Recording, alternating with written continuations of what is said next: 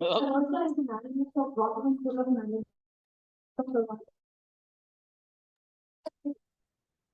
Okay, sir. Okay. Today is here with us to talk about financial analysis. You prove from financial market. Please welcome. Notification వచ్చింది. Thank you, Harshit, for such incredible industry insights. It is a privilege to be a part of the gathering we invest. Our next speaker is Mr. Vinay Kumar, founder and managing director of Data. Mr. Vinay is an alumnus of మన మండలాన్ని వస్తున్నాయి sir. in NIT College. With a strong experience of over 30 years in e-commerce, Apollo, and Netflix in domains such as financial analytics, healthcare, ఇలా కొట్టేస్తాం sir.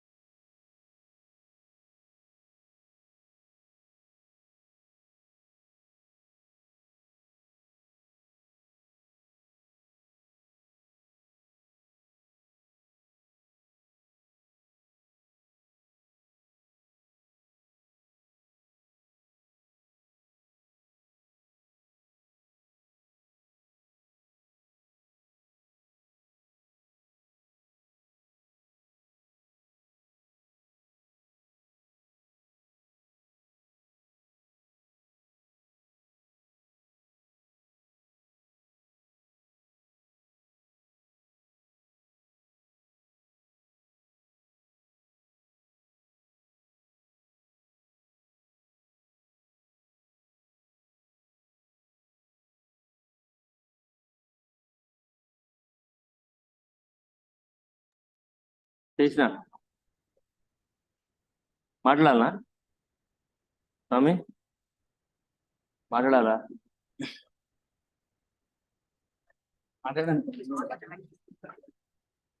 చెప్పని చెప్పు.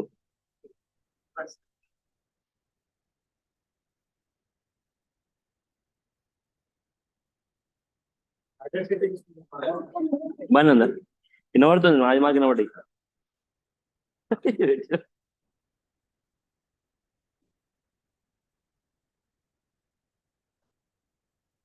Thank you, Mr. Vinay, for sharing about your deep and valuable insights.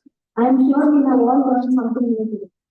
And it's time to begin the panel discussion for guest speakers, providing you with the opportunity to engage with them today. Meeting name మార్చుతారా? Zoom meeting అదే I would like to invite మార్చాలంటే edit చేయాలా?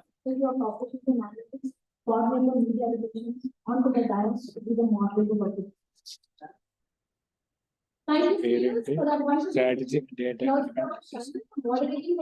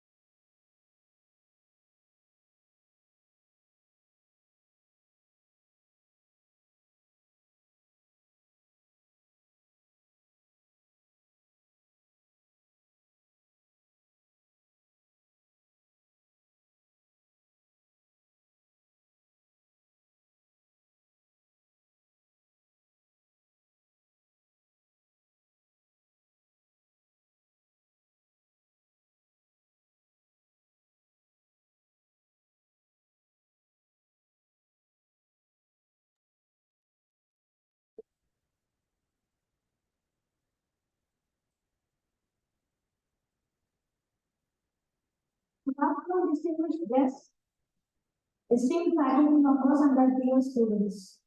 Welcome to the much anticipated Analytics Symposium hosted by Shastra, the Operations and Analytics Club of IIT. We are Sri Shaili and Simran Pandey. It is a privilege to host this event. No, it's a very intellectually gathering event, so welcome everyone.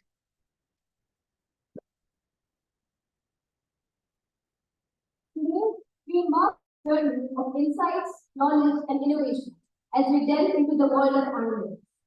The Analytics Symposium promises to be a convergence of minds, a platform where ideas are exchanged, perspectives are broadened, valuable insights are gained, and opportunities for collaboration are explored.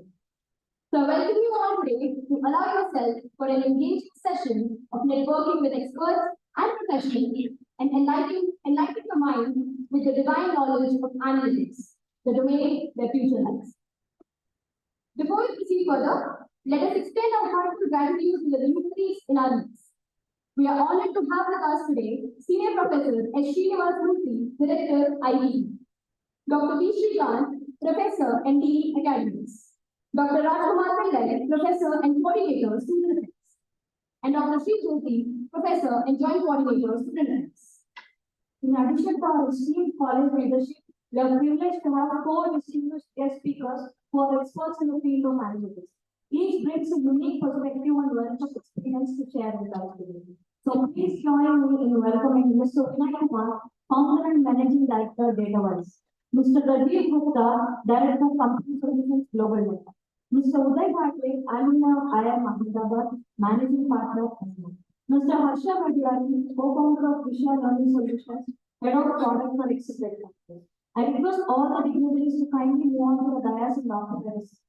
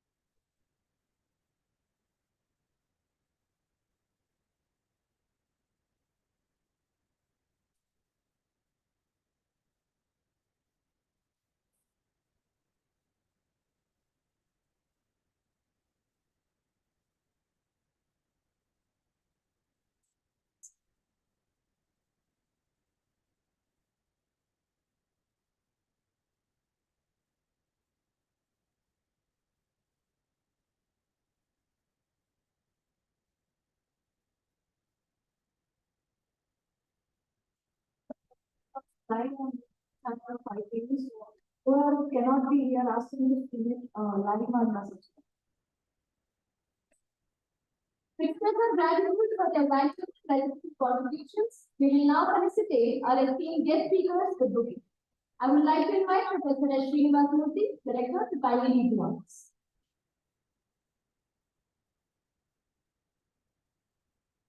I now invite Mr. Vinay Kumar to kindly come forward to receive the gift.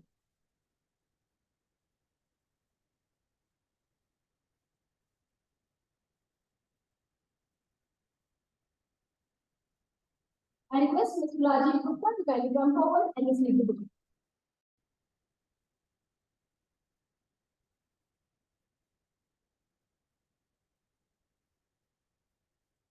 I request Mr. Uday Bhatle to kindly come forward and receive the booking.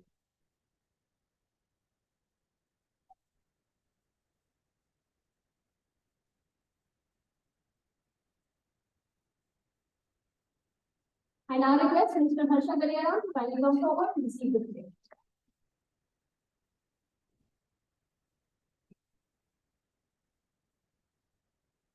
Thank you, Director Sir. Thank you, Speaker.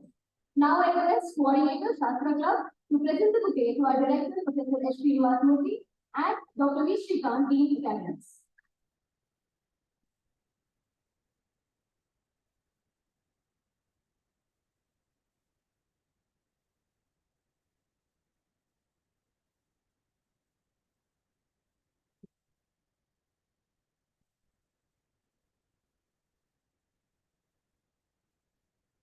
Now I invite coordinator Raj Butler to present the bouquets to our esteemed faculty members, Dr. Rajkumar Pillai, Professor and Coordinator Student Affairs.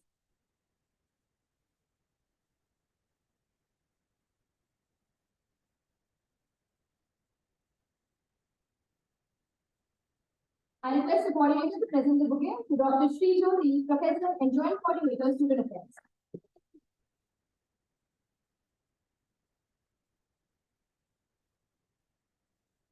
Thank you, faculties and coordinators. At this juncture, I would like to invite our director, Professor S. Srinivasmurthy, to address the gathering and give the symposium an enriching start.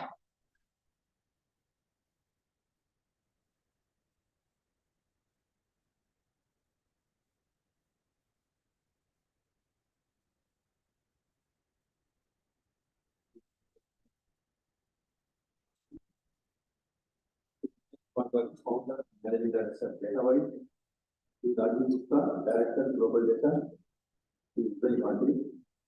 Alumni, I am Prabhat and Managing Partner on board. Akshay, we are co-founder of Ishya, Head of Products and I'm basically Professor Srikanth in Academy and Dr. Pillai for the activities and duty, joined for the activities. My student faculty members here BA students. It is a great day. The history of AICTE. The Analytics Club and Operations Club coming out with this symposium. There's been planned 2-3 months back, and it has come out very well with the mix of people coming from industry and our own faculty also contributing to this. And this analytics, you know that we have been elected for our students here. Poor paper in the third register analytics, and those students would like to take elective, they can take elective in the second year. A good number of students have taken this elective, and we have faculty here, Professor Satish Kumar, Professor Gadwin, and Professor Ramakrishna, Professor Srinivas, and Rakesh, and Abhay. So these are all people who are involved in operations and analytics. And very good response is there for analytics as a subject. Earlier, in fact, we had a collaboration with IPM and we also how this subject of analytics has become so important now. Every year you talk about analytics, data science, and not single electives. There are courses, full courses on this. And many students are going abroad and doing courses on analytics, doing PhD in analytics. If you really look into our individual course, I find a mention of or a person responsible for analytics in the individual course. You know,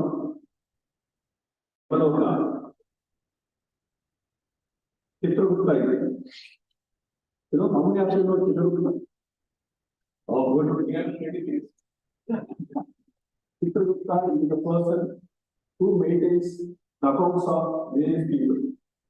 In Bhuloka, whatever is do, the account is maintained with Chitragupta, and we narrate to Yamaraja, this brother has done so many things, he should be given this punishment. Okay, this may be given lesser punishment. I think we can get back our analytics to Chitragupta, big round of applause to Chitragupta.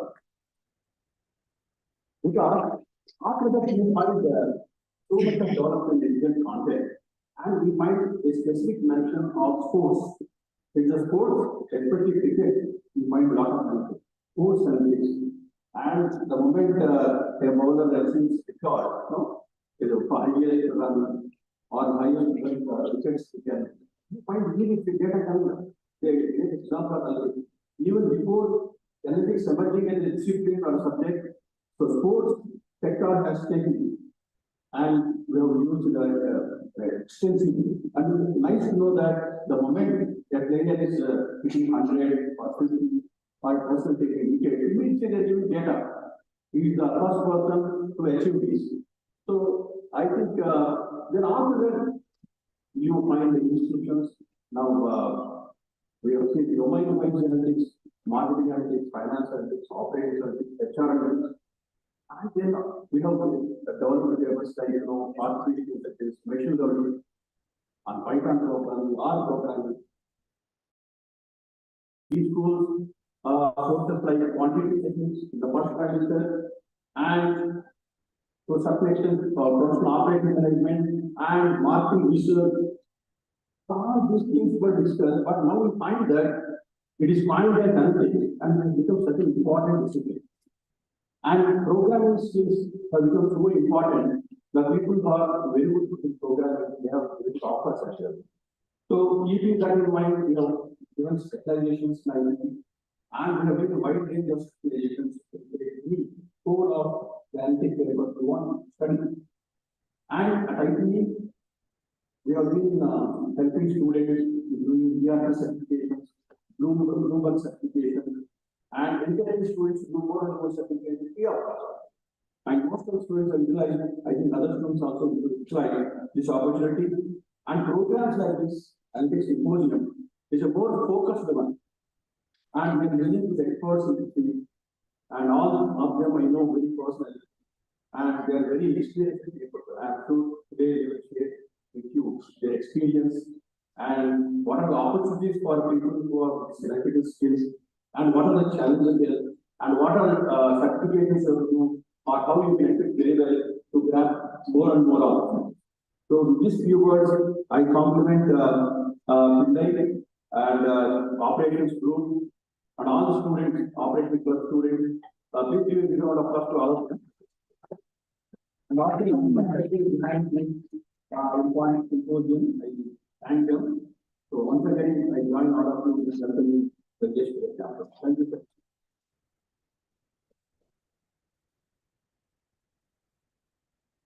Thank you, sir, for your valuable viewers and informative thoughts. Now I would request Dr. V. Shrikant, Dean Academics, to take the podium and share his thoughts with the audience.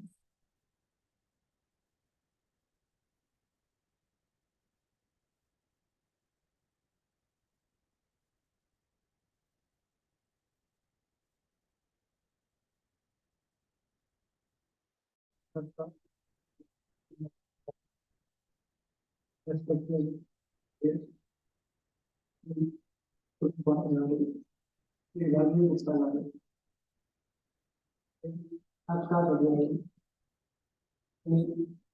Vinay Kumar Garu, Dr. Kumar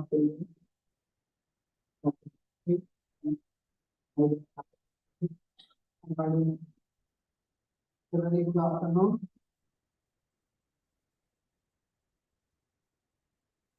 So, operations and analytics. These are very popular specialization papers which are taken by the students, and with increasing in popularity over the last few years. We are particularly in the last few years.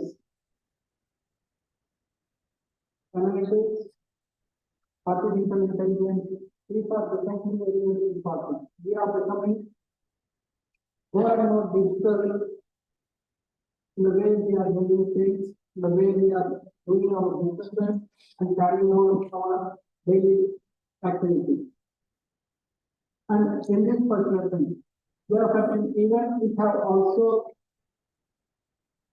acted like catalysts. The demonetization in 2016 and the COVID-19. These things also have acted as catalysts. Of course, these things have been there from even before also, but these things have acted as catalysts, and more people are using this various latest technologies and in their day-to-day businesses and day-to-day transactions and their day-to-day activities. So that is why this subject has become very, very relevant for us.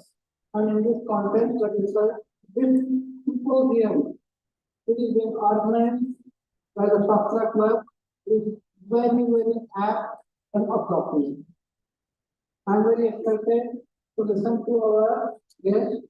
I am not an expert on artificial intelligence or operations, but I am a student. I would like to learn. First of all, I know you are also very excited, and I am excited. So I don't want to stand in between you and our esteemed guests. So happy learning to all.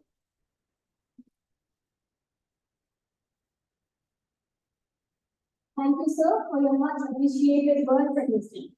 I now request Dr. Rajkumar Pillai, Faculty of Operations and Analytics, Coordinator Student Affairs, to share his views with the gathering.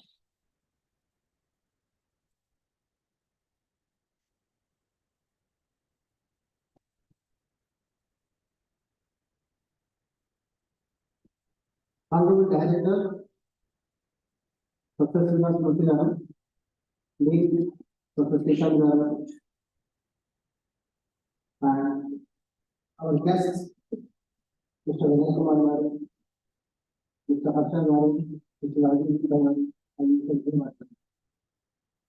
My colleague is acting the company for the student council, Dr. Jyoti Madam, and my colleague,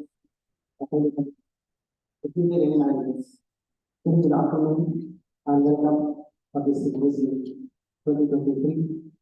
First of all, I would like to congratulate our Shastra class who are really day and night actually thinking about this program and then they contributed their services to make this event successful.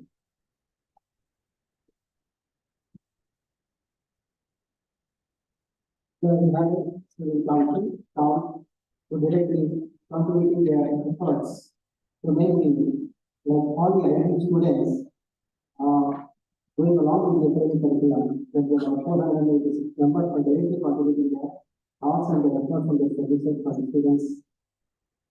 Connecting to the industry, experiential learning, and academic curriculum. Then apart from that, many people are also actually active to participate in this contribution of the official party, our students. So basically, this program is a transfer of people that come. We have to do something for connecting the industry and to our students, like from the operations and analytics perspective. So then we thought that I have taken the help of Mr. Vijay Bhatt. I know him personally for the past 15 years and he really guided us to get along with the other elements to consider at this time. So we have a thank you very much. The purpose mainly is it is designed to facilitate that the country is also speaking about strategic data-driven leadership, business analytics, AI, and technical that. Now, this is sequence essentially that to like our basic concept of understanding, right? To start with the analytics, and then today in the modern advanced analytics, that how activity is used, right?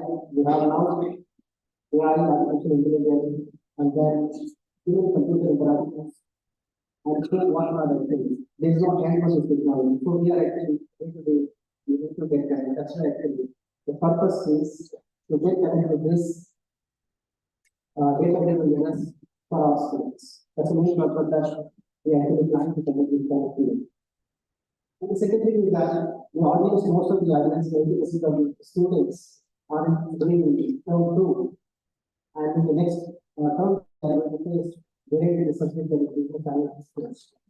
So prior to that, we would like to actually give a complete awareness about this analytics. So therefore, most of the students have this kind of ideas. And analytics is something related to mathematics oriented and statistics oriented, and that then only those days are actually decades before. But now it's not like that.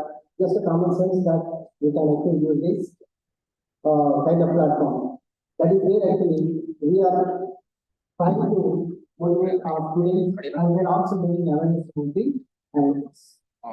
So that's the main purpose that we have actually conducted this event. Not taking much of time. Once again, I thank you all the guest speakers and mostly our directors are actually guiding us, holding our hands for everything and doing such support for all these kind of events. Thank you very much, and also all our faculty members and the students. Thank you very much for attending the meeting. Thank you very much.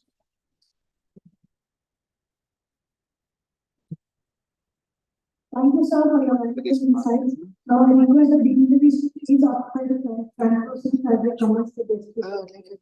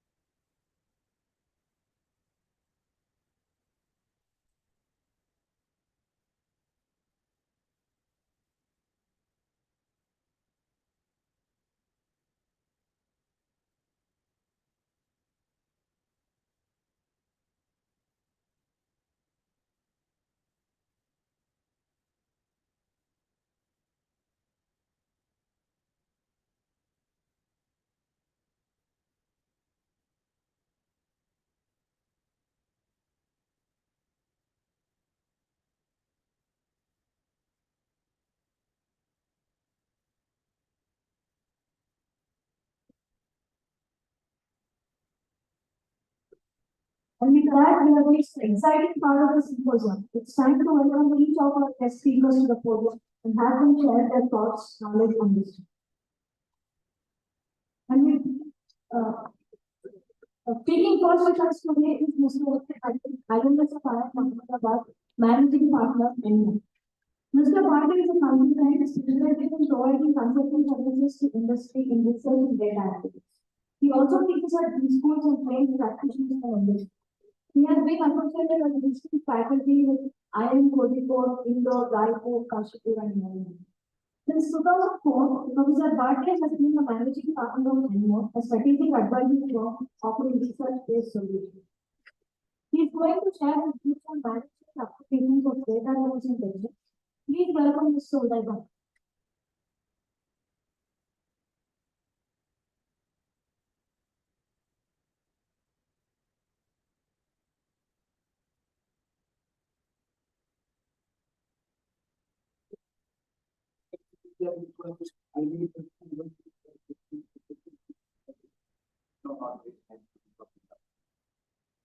Okay, I'm really happy to see the kind of interaction. We always like to interact with the crowd, and I can say that on behalf of my other people, and most of whom I know very well.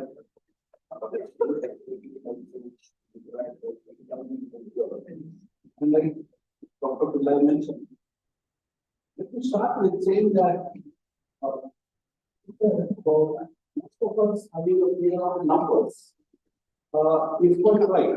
When I was studying, I had the same clear meaning of numbers. But now, having been teaching for about 10 and 15 years or more, I find that things have changed in the analytics world.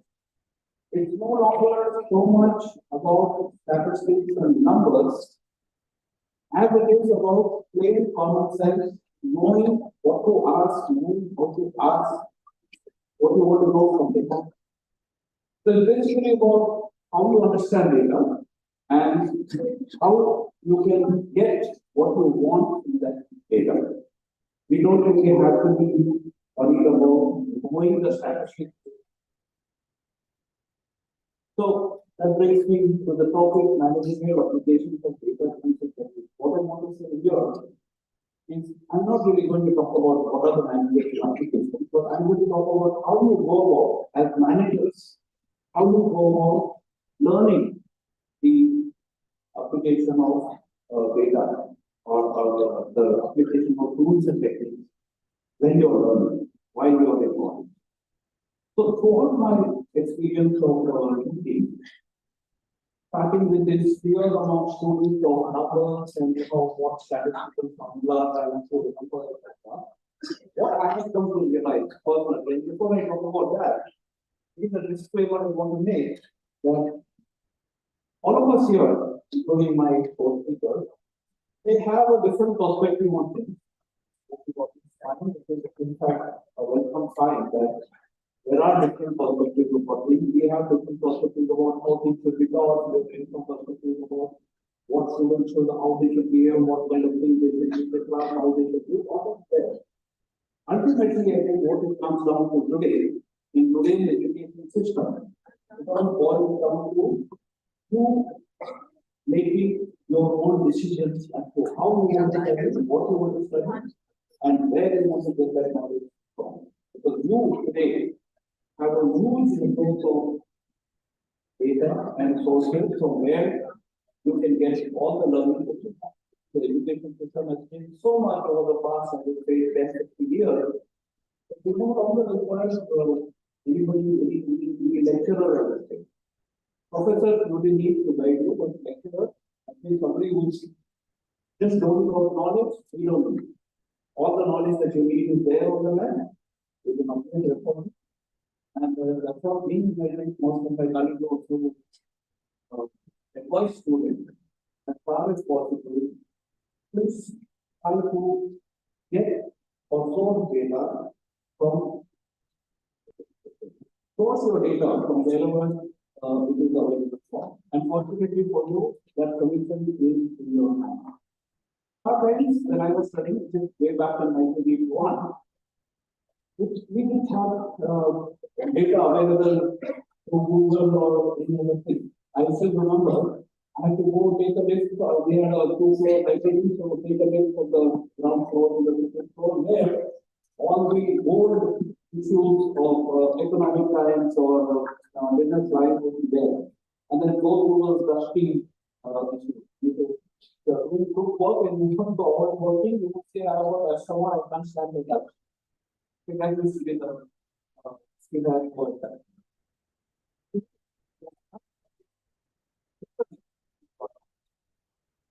One phone,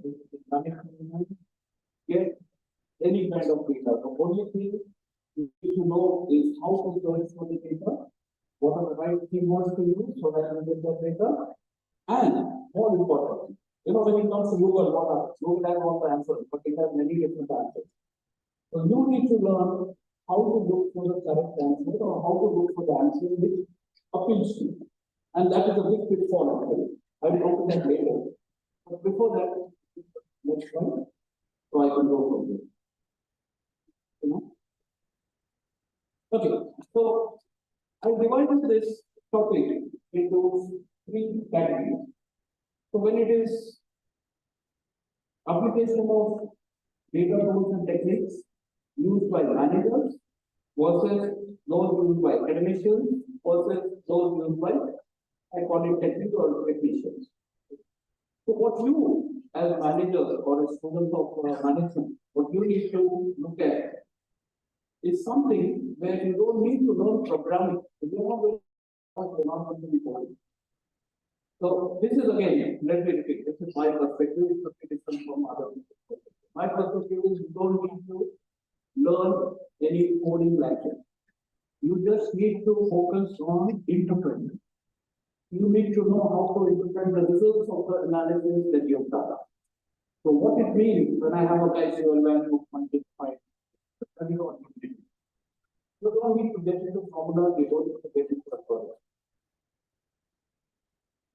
Third thing, and very important thing, is when it comes to using data analysis for management, intuition is very important. Now, what do I mean by intuition? Your interactive audience study, what do they do? Now you are not as interactive as you were when you were speaking. What is intuition? When I hear loudly. A short prediction. Sorry, somebody read that? And a short prediction. An expert prediction. Assured. It's quite assured.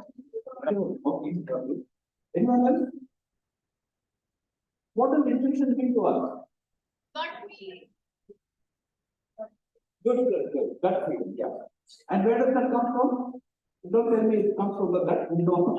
Where does the gut feeling come from? How do you develop a gut feeling? Okay, it comes from experience, right? Now, how many of you have experience here in this hall? Raise your hand, how many have experience? Only 1, 2, very few. Okay. So those who have experience, fine. They would have some gut feeling about the area where they have got experience. What about the rest? Where would you get your gut feelings from? Okay, so my advice is when you go to the industry, you must catch so many people who are in whatever sector you join. You must catch hold of people who have been working in that sector for a long time and learn from that. Get to know their experience. That will give you the gut feel. And according to me, that gut feel or that intuition is much more important than anything else that you need to do for data analysis. I come to the connection between intuition and data analysis. Because that's very important. As far as data analysis tools and techniques for management are concerned, your gut is very, very important. Now, let me compare that with academics. If I were to do data analytics for academicians or for people who are involved in the teaching profession, for them, there would be some programming involved. So they will use some software like R and all there, some code there. Their focus would be on meeting the statistical requirements, whatever statistical required, whatever not on the interpretation partner, using the statistical department would be important to them. And what is very critical to them, like for management students, the important thing is intuition. For academics, the important thing would be, according to the hypothesis. What hypothesis are you working? And then testing that. And coming to technique, there would be a lot of coding because they would be the ones who are building the algorithm which is behind the software. Their focus will be on what is the requirement of the algorithm which they are developing. And what is critical to them will be how the algorithm works, how smoothly it works without any problem, or without any bug condition. So this is how data analytics tools and techniques differently by the different categories of people that I'm talking about here. So we clear that for management students, as far as I'm concerned, they don't need to learn by rote formulas. During our time, our teachers always expected us to know the formula. What is the formula for calculating the correlation? What is the formula for calculating variance or standard deviation? We have to do all by hand. Maybe that's why I failed in my statistics. Now to see the true calculation. In my first year, I think we had a statistics in the first time. And I got a D for the first time in my life. I was really disappointed, obviously. But now I understand things have really changed. Because no longer you need to calculate by hand. There is software to do that for you. You don't need to remember formula. In fact, there is a whole new subject which is called statistical learning. If you Google for statistical learning, you will find that statistical learning does not remembering formula. It is basically the interpretation part which we need to focus on as students of management. So, as I am concerned, I would advise that please focus on the proper interpretation. But then it's not so simple. Intuition, interpretation, these are not simple things. So the three I's which I want to talk about today are intuition, innovation, and inclusivity. Let me start with inclusivity. What do we mean by inclusivity? It is unfortunately, in our education system, curiosity is still primary or primary. When you enter the school, no teacher will encourage you to ask questions. And it goes all the way up to higher education. So, nobody likes to really encourage students. They would not agree. There are some faculty, I'm sure, who would encourage students to ask questions, but majority they would not encourage, and therefore we have lost our ability to ask questions. And even if you have questions, you're not interested in knowing why things are the way they are. Let me do a quick test. If you want to be very interactive, I would like you to be very interactive. I want to know how inquisitive you are, how curious you are. What does that mean? That means, are you observing things around you? And are you noticing that there are some things which are not the way that you would think they would be? And then are you questioning why they are the way they are? For example, now, first thing, I want to ask you, do you notice, let's say, when you buy a pack of biscuits, and I'm talking about the light biscuits, which are like, when I say light biscuits, like 50-50, or which are the other brand, Monaco, they are light, not like cookies. Cookies are heavy, the glucose biscuits are heavy. Now, if you buy a pack, what do you think is the pack size? Have you ever observed what is the pack size? Can you give me a guess? I know they come in different sizes, so you can give me different guess. What is the pack size of this thing? The light biscuit, Monaco, right? Monaco, 50-50. Any guess? Just guess, it doesn't matter. Okay, 50, 55. Right. So if you actually look at the pack size, you'll be surprised that it's as funny as 30.78. Next time you buy this, take a look at that. So the immediate question that should come to your mind is, why is it 30.78? First is observation. You need to observe things. Why is it there? And why I'm mentioning this is if you want to get at data analysis, the first thing you should start with is observing things around you and asking questions based on your observation. That is what I call taking the data or curiosity. You should be very curious about finding out why things are the way they are. And once you start that thinking process, then you become good at analytics. So then you know what questions to ask and how to ask them. Let me ask you another question. Anybody here with a watch with Roman numbers on it? Anybody have it? Okay, doesn't matter. Did anyone notice something different? You all have mobile phones, so please connect to Google and look at the clock faces with Roman numbers and tell me, is there something funny about the Roman numbers on the clock face? Please use your mobile. Connect to Google. The keyword that you will use is clock face with Roman numbers. Look at the Roman numbers. Tell me if you find anything different about it. If somebody already knows, I would be happy to know. If not, then I would say I would try to assume that our observation is not as good as we thought it would be. And if somebody knows what is wrong or what is different about Roman numbers on a clock face, then I would also expect him to tell me why it is so. Anybody find? Little louder, I think I heard correctly. Yeah, the 4. How is the 4 in most of the clock faces? It's 4 lines. But in Roman numerals, how do we write it as IV, not as 4 lines? So what my next question should be, it should be why is there 4 lines on the clock? 4 and 6. And again, you would look to Google for answers. The only trouble would be Google will give you not one answer but 4 different answers, and you need to figure out which is the right answer.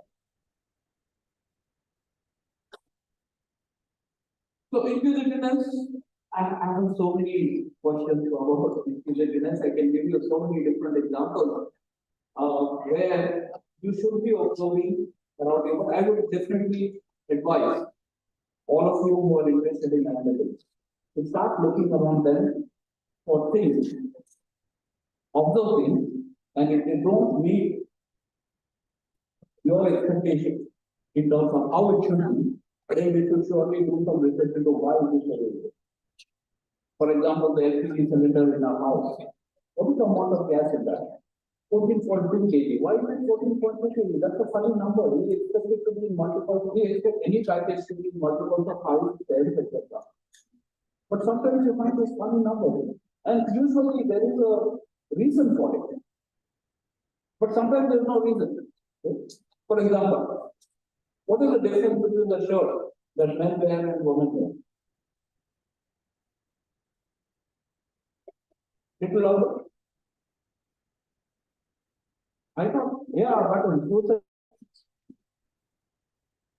Good. You married? Okay. So, what is the difference between buttons? For males, the buttons are on the right, and for females, the buttons are on the left. Okay.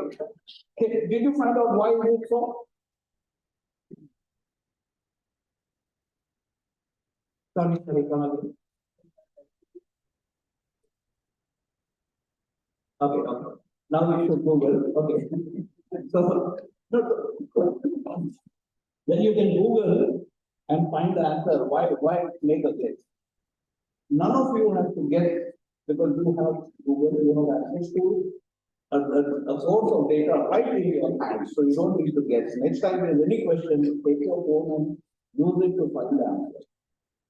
In this case, I give you the answer because I want you to understand that sometimes when you observe things which are not the way they should be, because obviously he knows that the buttons are on the different sides, right side for men and left side for women, but we don't know why. The reason is when buttons were invented long time back, they were made out of gold or silver or diamonds, and they were very expensive. Only the royalty could afford buttons of that value. And so royalty had these buttons, clothes with buttons. And among the royalty, the men would dress themselves. And most of us being right-handed, it was comfortable, right about the comfort part, it was comfortable to have the buttons on the right. But the women, the maids, they were dressed by, the women were dressed by a maid, and the maid would stand in front of the female. And so the buttons had to be on the left of the female for them to be on the right of the maid. And that's why buttons for females were on the left. But today what? No, none of the females, I'm sure anybody in this crowd who is dressed by another maid, I'm sure nobody. But why are the buttons still on the left for the females? There's no reason. So sometimes being curious helps in knowing that there's no reason for things to be the way they are. And so developing this habit of questioning everything around you, finding the answer, which is so easy for you to do, is the first step, I would say, towards becoming a good data analyst. You want to become a good analyst, learn to question everything. Usually, what happens is when we start questioning and we find that data is in tune with our expectations, the data is showing what I expect, we immediately embrace that. But that's the wrong thing to do. You should keep an open mind, look for something that is not as per your expectation, and then make your decision. That's very important. Coming to decision. We all may think that there is nothing much to innovate as far as data analysis is concerned because it's all maths, 2 plus 2 is always 4. Okay, उसमें कोई गलती नहीं हो सकती है, there is no other interpretation for that. But you'll be surprised. There's a lot of innovation involved in the way that we interpret our data. The same data, 2 different people can interpret it 2 different ways, totally 2 different ways. Now, how does one get to be innovative? And this is very important, especially from a placement perspective, I would say very important. Why is it important? Because if you are more innovative than the next guy, and I say next guy, your competitor in any placement process, whether it's a student from your own institute, whether it's a student from some other institute, how innovative you are is going to set you apart from that other student. I don't know how many of you do that, or during our college days, when there used to be Viva, we used to fight for a position so that we position ourselves behind a student who is very weak, so that in comparison we look very strong. Okay. I don't know how it happens now, probably it happens by roll number or alphabet. We didn't have that. Wherever we didn't have that, we would try to position ourselves behind students who are not considered very strong. So that comparatively or relatively we would appear to be much more smarter than we actually are. Now that's what you need to do. You need to be a little more innovative. You don't need to be extremely innovative. Just be a little more innovative than the other students. And that's not very difficult. Again, just like you have to create this process of being innovative by asking questions, innovation also can be taught. Most of us are innovative, but that innovative spirit has somewhere been suppressed. Now, how to bring it out again? You need to be innovative by looking at things. Just look at things differently. Take a different perspective of things and you are innovative. That's it. You don't have to create something very new from scratch. And especially when it comes to numbers, it's very easy to look at numbers from a different perspective. Because numbers offer you so much opportunity to look at them from, for example, you can categorize, for example, you've got data on age. Now you can categorize age in so many different ways. You can categorize looking at age in terms of young, old, middle age, etc. Or you can even categorize age based on the year of birth, maybe COVID time, how we were born, etc. So you can always take a different perspective, and with every different perspective, you will get a new insight, a different insight into data, which is nothing but being innovative. I would recommend one book. Before coming here, we were talking about books, and one good book which I found on being innovative is named as the Medicine Effect. It would be very good for library to get it, or otherwise also for students to read. if you're not in the mood for, I know nowadays you don't read full novels, but you want all shorts. So shortly you can read one of those chapters which is about how to become more innovative. One of the chapters in the book. And I found it very good. What the book basically talks about in very short is, if you want to be innovative, try and take a different perspective on things. And it says that through research, what the author found is people who are exposed to different cultures. In other words, people who have learned to have a different perspective on things are more innovative compared to people who did not. Now, in India, we know, or in any, go to any college in India, you will find students from different backgrounds, from different states, from different religions, from different, in India, we have that kind of a crowd. And so there's always something to learn from somebody else in terms of what perspective they hold on different topics. And that is what makes, I feel, that is what makes Indians more innovative compared to people from other countries. That since we have an opportunity to interact people with different thought processes, coming from different backgrounds, even the food that we eat is different, the way we dress is different, and therefore we have more opportunity to become more innovative. And that's an opportunity that I would like all students to grab and learn from each other what our perspectives on different things are, so that you can interpret things in different ways. That's about innovation. There's one more thing about innovation, but I think I'll talk about it later. There is this intuition. Now, intuition is the most important thing for any management graduate, because I told you in the earlier slide, if I can go back to that, the intuition is very critical. Now, why is it critical? Is because most of the decisions we take, as against using data analytics for academics or for techniques, most of the decisions we take as managers are very short term. Short term in the sense, I'm not saying the decisions are short term, but you have very short time to take that decision. And in that short time, you may have to take some shortcuts. Are you going to tell me my time? Okay. So you need to take those decisions quickly and fast.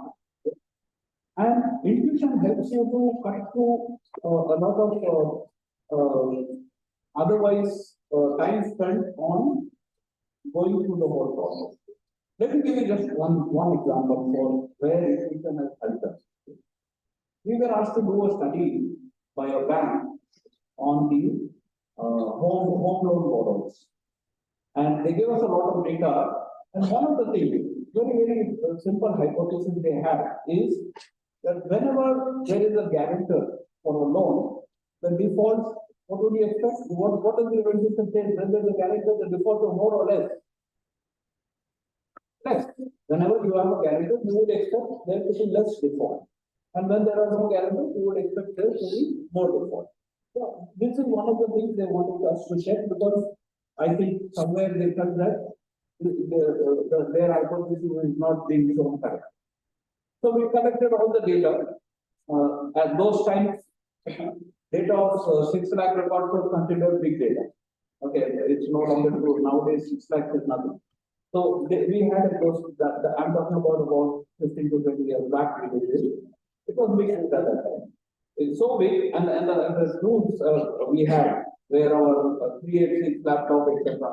So we would feed in the data, we would do a cross tabulation, we would go happily and come back. By the time we came back, the result would be there. Because that kind of a situation. Those days. So now what we found was there was absolutely no relation between having a guarantor and defaulting on the loan. That is, irrespective of whether you had a guarantor or not, your likelihood of defaulting is going to remain the same. This was our finding of the data. But then somebody in the bank side, now this is where intuition comes into the picture, because that somebody in the bank has a lot of experience. So he said, when we interacted with them, he said, why don't you look at region-wise? So when we looked at region-wise, that is north, south, east, south, we separated.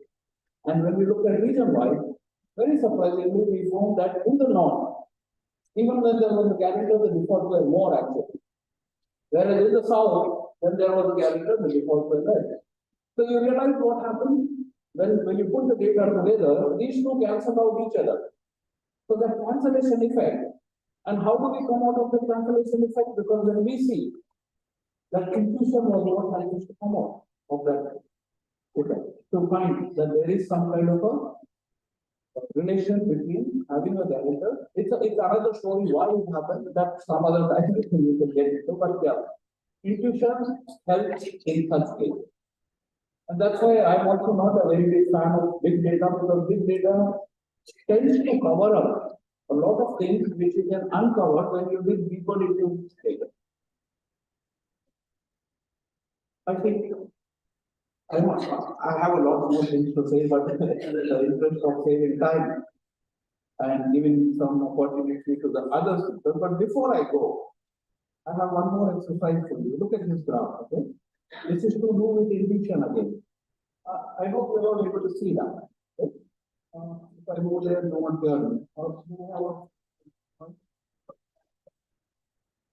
Just look at that graph. We have mapped different age categories. So you see there, the age categories are there, 18 to 39, 30 to 39, 40 to 49, and 50 plus. And each of the categories is different colors. And then we have got two music genres. One is rock music, the other is traditional music. Now, what is your observation?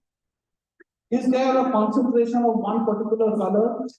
Let me put that into 4 quadrants so that it becomes more clear to you. Okay, there. Which quadrant has a concentration of one particular color? 4. Okay, now I have to figure out which is 4. Okay. So if I number from the top, going clockwise, 1, 2, 3, 4. So, yeah. So if I start from the top, left hand. Okay. Let's take Dr. Pillai's. What is it? Okay. 1, 2, 3, 4. Going anti-clockwise. Okay. So which one has a large concentration of one particular color? The 4th one. Which is that color? It looks like purple. And that corresponds to which age group? 50 plus. So what is your interpretation? That 50 plus people. This is about liking that music or not liking the music. So what would you infer? Little louder. 50 plus like rock music. But what does your intuition say? Intuition would say 50 plus people like me. Otherwise, if you say 50 plus like rock, then I would consider myself very young. Okay. Most of us 50 plus people don't like rock. We like traditional music. Now, if something is going against your intuition, then you must question. That's what I have been saying, that intuition is very important in managerial decision making on data. So you don't say something is wrong with data. Data will never be wrong. But the way we are looking at data could possibly be wrong. Okay? So let me show you where we could have gone wrong. Now look at the scale. We have got 1 to 5 scale, and 1 means like and 5 means don't like. But I don't know. Somehow intuitively we feel that the right side is always like. In this case, the scale was defined as 1 means like and 5 means don't like. Now, if you look at it, your intuition matches with what is being shown. And that's why intuition is so important. If you find that data is not matching what your intuition says, my own experience says, please rely more on your intuition than on data and try to see where things are wrong. Data won't be wrong, but try to see where you're looking at is wrong. And yes, finally, maths is not everything with due respect to all the women here. Okay? You may understand maths very well, but that's not everything. When it comes to data analysis, it's definitely not the math. It's the common sense thinking, it's the way you question things that is more important. So, thank you very much.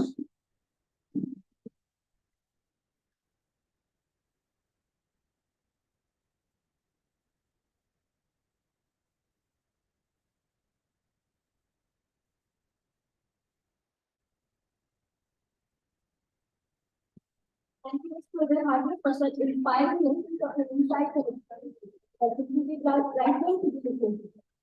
Our next guest speaker is Mr. Rajiv Gupta, Director of Company Solutions Global Day. Mr. Gupta has over 20 years of experience in research and analysis, automated data, and workforce management practices.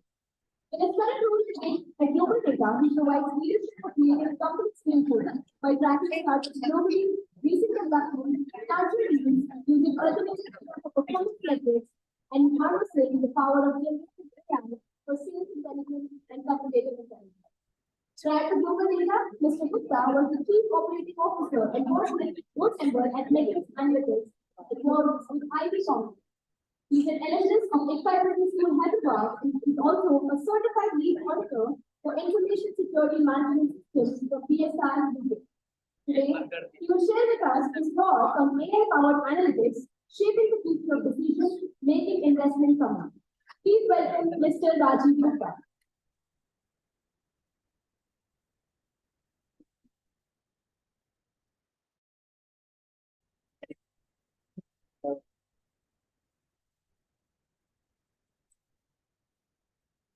I would call it wisdom. Last one of the transactions for your presentation itself, everything that person at this stage should be exposed to within 5 slides. And here I have about 20, and I think I will still fall short. Some of them I have not read my first.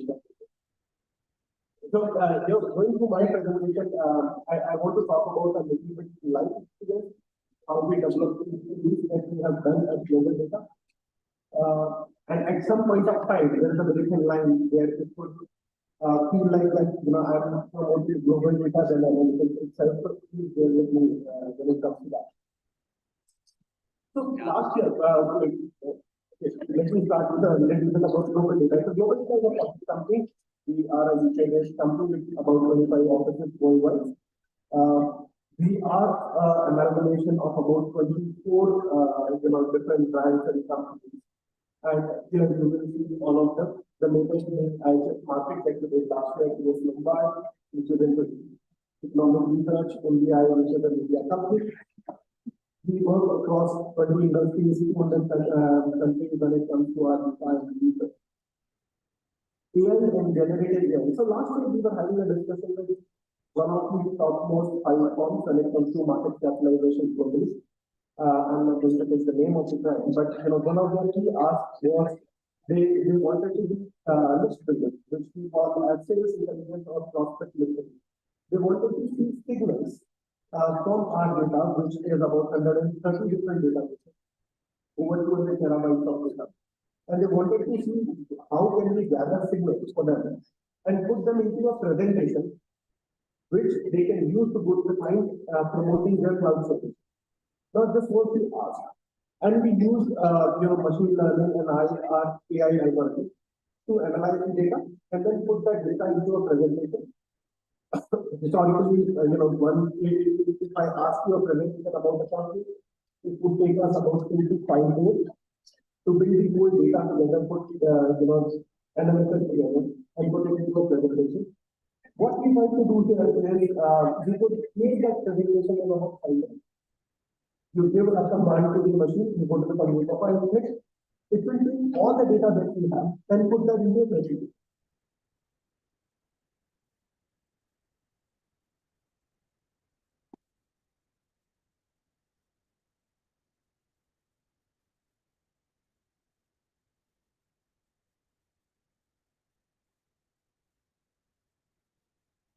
But one of the problems with that was a lot of it was a lot of data.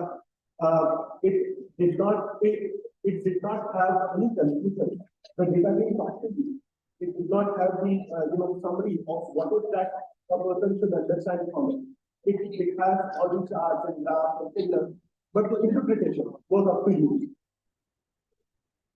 So this year, when ChatGPT came along and all these LLM models came along, we thought of using those to our advantage to create better analytics, better tools, and better analysis, which talks to you. And one of your luminous, somebody sitting here with me, we all talk about prompt engineers. These are prompt engineer at Global Data. Give him any kind of data and ask him to analyze that. It will take about 10 minutes to give you an analysis on what that data content is. I'll start with theory.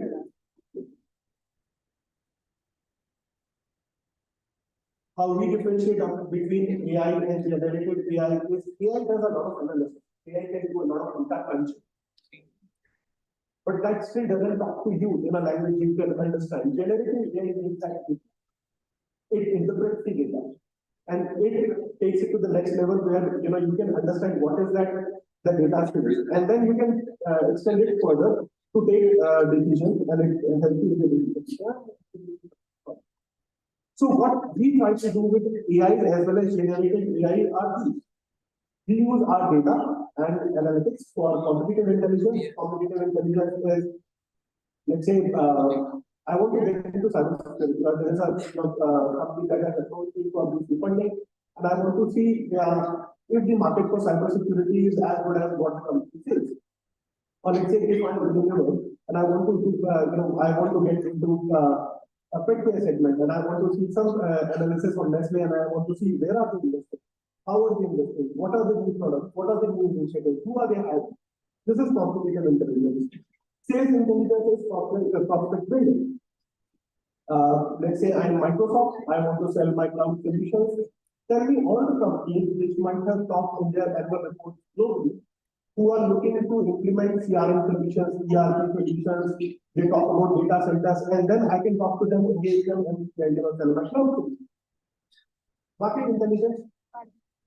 Let's say time analysis. I want to launch a product. I want to do cosmetic segment. I want to launch it in India, and I want an analysis of what is the total addressable market of cosmetics or skincare in India, and then what are the different channels the products are available, which is the fastest growing channel of those, and how should I spend my energy? Where should I invest my money to become more successful? Innovation. Anyone of you have heard about plant-based meat? Yes. That's an innovation. Heard about plant-based microbots? So that's innovation. That's the next level. And then when you hear about plant-based microbots, it might seem that it has to do something with agriculture. But you will see implications of that even robotic surgery, healthcare, and a lot of other segments. And that's where all the databases that we have built and the data that we have built, we try to use those to bring out signals using LLMs and create a summary. I'll show you some of the examples of all of these. Themes. What we have done is based on the keywords we call something as exposure map. We try to see which companies are talking about any word which does not really say cybersecurity, but is a related word. And if you create a database of let's say 500 words or 5,000 words and divide them into 200, 300 different buckets and run your machine learning or AI algorithms on all of the data together and see what are the key themes that are emerging, which will become the innovation. So first you start with a wave of innovation which becomes a theme, and it settles down. The industry acknowledges that. For example, we all know green tech is an established theme, but plant-based microbots would not be a theme so far. It could be in the next 6 months. So what are the early signals? One of the amazing things was when the generative AI came along, and we all heard about it in March and Feb. We created a team, and we started running our models on all the data that we have, and we started seeing signals way back in 2018, 2019, where the companies were talking about generative AI and investing in that. And that's how you can engage with those companies for any of the other use cases.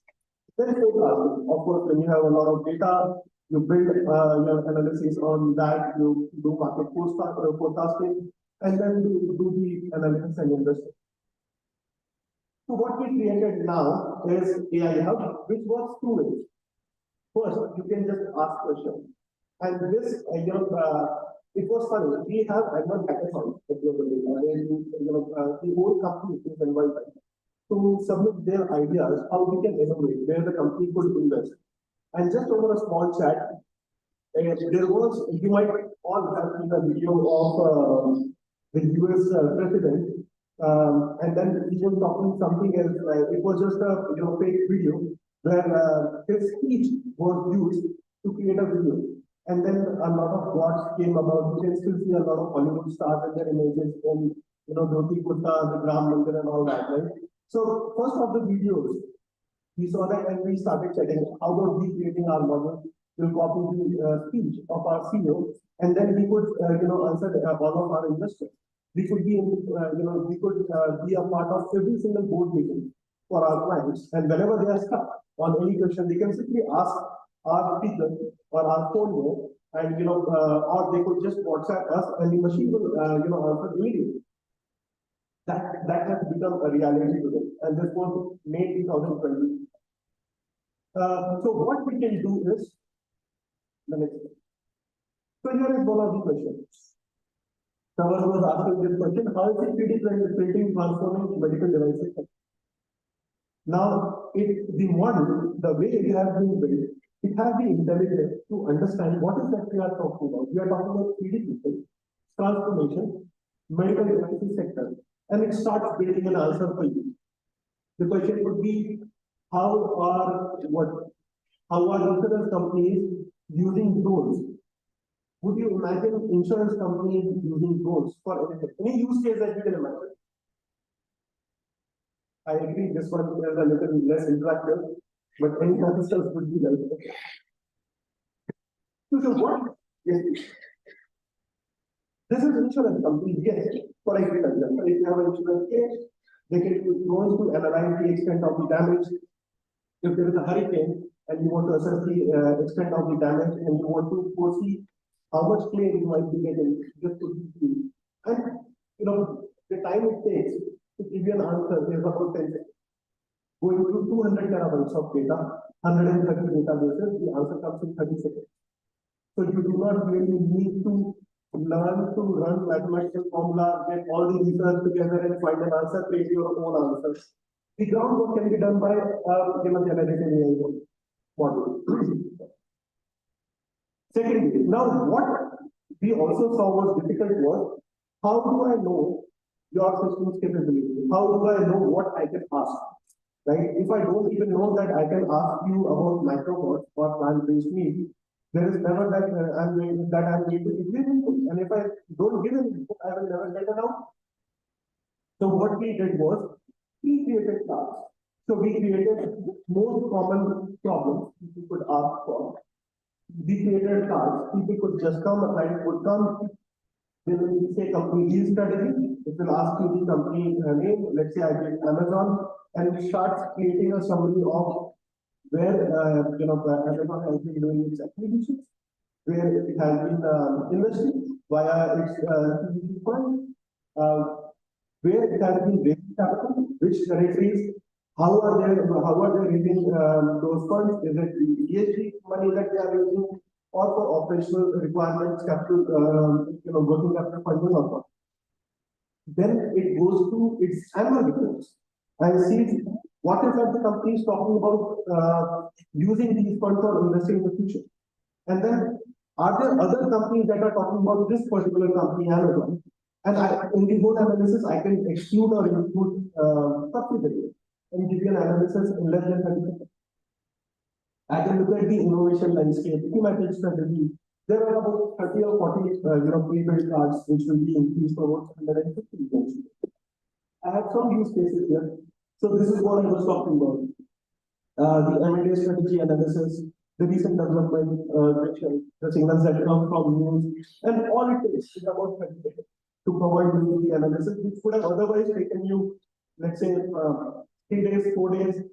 Earnings call summary is very, very important. Let's say, anyone of you have ever heard call investor call? Whenever a company releases its earnings, the next day the company would have an investor call. Anyone from Canal who has heard any of those calls? Okay, good. So there are transcripts that are available. You can go to, companies like alpha.com, and then they will provide you with all the transcripts. You can go to the transcripts. It's about 20 to 30-page document as such. Let's say if your portfolio has 20 companies, right, and all of them are reporting on a single day. There is no way you can track all of the companies every single time, every day, and ensure that you manage your portfolio efficiently.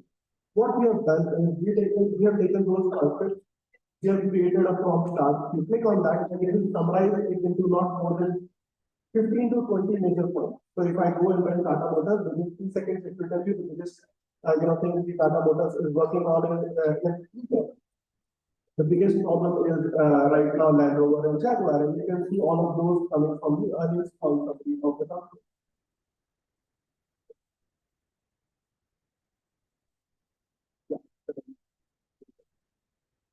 The industry initiative. So, about global data, what we have trying to achieve, and we have done in the last 3 to 4 months. Here are some of the examples of company initiatives. Who is doing what? You might have heard of chatbots, AI assistants.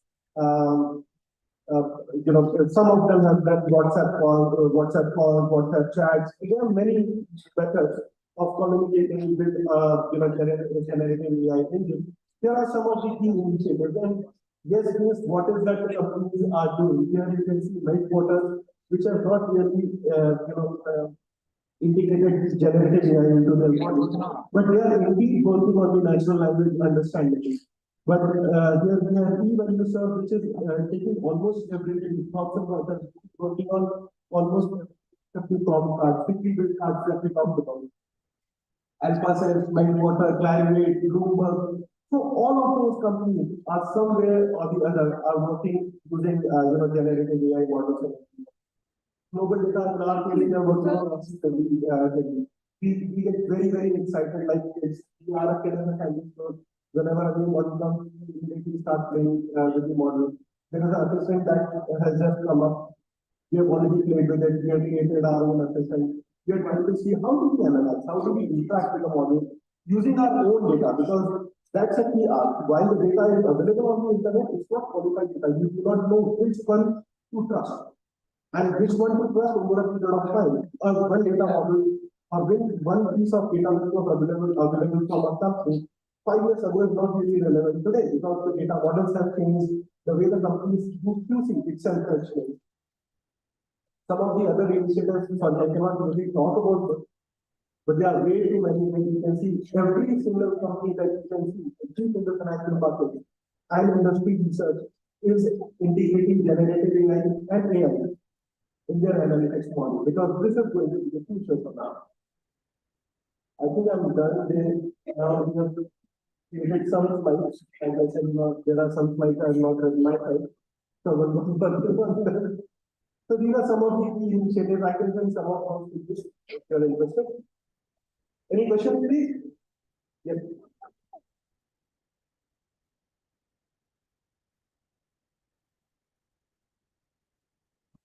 The biggest technology.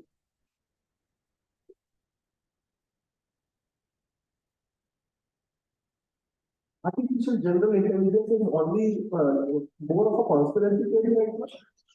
It is a concept, I agree, but you might have heard of AGI only in the last few days. When OpenAI let go of its CEO, and suddenly there are a lot of conspiracy theories. The difference between AI and generative AI, you all understand. What is AGI?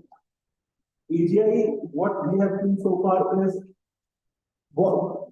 See, I think I was also giving an example during the lunchtime also. What is generative AI? Generative AI is you give data to the machine and machine starts believing that data and start summarizing it. It does not have the consciousness of judging what is wrong and what is right. So if I have one model and I keep feeling that two countries going to a war is correct and one country has the right to drop an atomic bomb on another one, and I keep feeding that data into that, it becomes true for that generative AI model. AGI on that will have that consciousness. Maybe the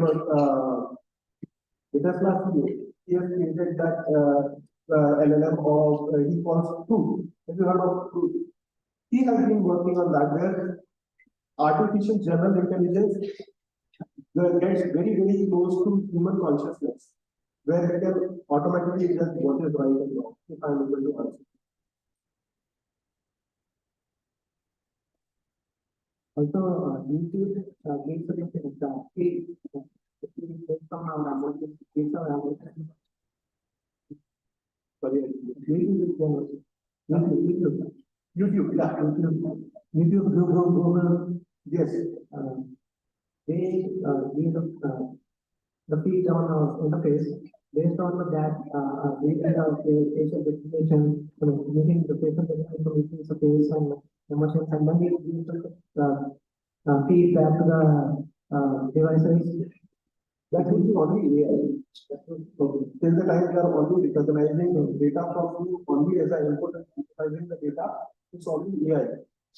When it starts taking decisions or starts summarizing, starts giving an output, then it goes to the level of generative AI or API. So it is only taking input from the YouTube, still doesn't do it. People said they are taking two initiatives. First, they can summarize all of the chats, all of the comments that come on their YouTube channel, and then they can do targeting, very specific targeting of data and the channels you should watch. But I'm personally not aware if they can right now use their camera without your conscious decision to allow you to use your camera and then take input from that. How is PGDM helping companies to access gain access of the devices across the world? GDPR means GDPR. So there is more to years. But I will not use.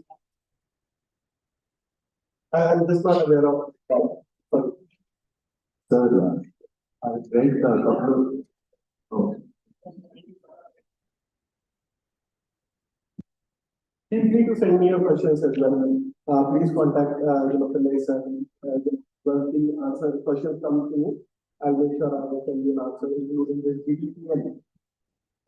GDPR. That GDPR policy of not data sharing. So that's a different game altogether. It's only about how much data can you collect and if you can use the data without the consent of the people.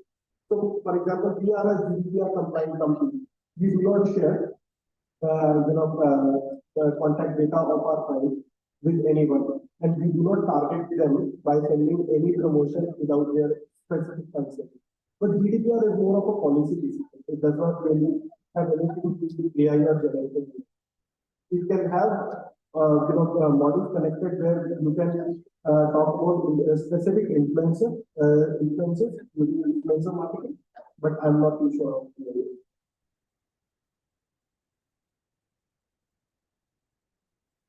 okay, we have some of with GDPR and European is much faster than US countries, so it should have the company feature in Europe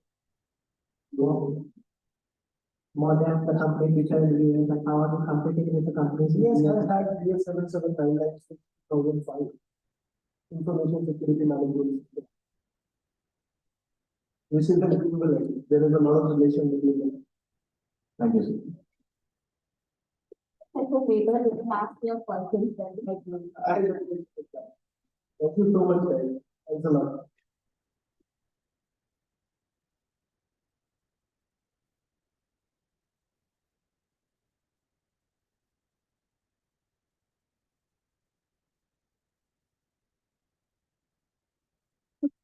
Thank you, Mr. Rajan Gupta, for those incredible informative thoughts and insights. We are glad to have been able to learn from your experiences. Our next guest speaker is Mr. Harsha Vadiyani, co-founder of Isha Learning Solutions, head of product for Accelerate Campus. The co-founder and head of product, Mr. Vadiyani, is also a visiting faculty at Symbiosis Institute of Business Management, Hyderabad. Prior to this, Mr. Harsha was a hedge fund manager at IIFL Assessment Management. Before that, he worked as the portfolio manager for $10 billion Canadian emerging markets equity fund for British Columbia Investment. So he has also worked with Amazon in Slate Technologies as software engineer. Mr. Harsha is an alumnus of Rotman School of Management, University of Toronto, Canada. Today he is with us to talk about financial analytics look through from financial markets. So please welcome Mr. Harsha Vaidya.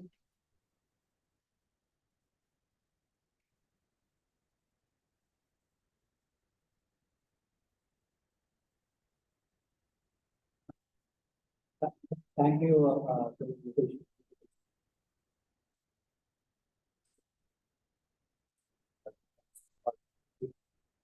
Very helpful, in fact, I think to learn from the standpoint of watching AI have to do and also the entire the AI and stuff. It's quite interesting. Some of the things that we discussed before as well. So my topic is simple. I know it talks about slightly different from a financial domain perspective. So the topic would be towards the financial analytics, a little bit of my experience of what I've done and what financial analytics could do in the financial space as of now. What are the existing use cases that people are already using the financial domain basically. So I try to keep it simple, nothing complicated. We'll go through a few examples, few use cases as to how analytics are using these. So first, not sure if you can see the screen, but let's look at some of the numbers, right? Recently. So the total amount of the economic data that needs to be analyzed is about to reach about 150 trillion GB by 2025, right? It's a massive number. Then total assets managed. By assets, I mean the investments. Think of a mutual fund. Mutual fund basically takes money from you and manage it. So globally, the total assets that are being managed has already reached $103 trillion in 2020. By now, it's probably a much bigger number, right? That's $103 trillion. Indian economy is 3.7. It's about to reach $4 trillion. So it's a massive amount of assets that are out there. And the data that we being spit out is huge every year. Now I'm only focusing on the financial domain perspective. If you take pharma, it's even crazy. The amount of data that pharma spits out, right? And so now where is this massive data coming from?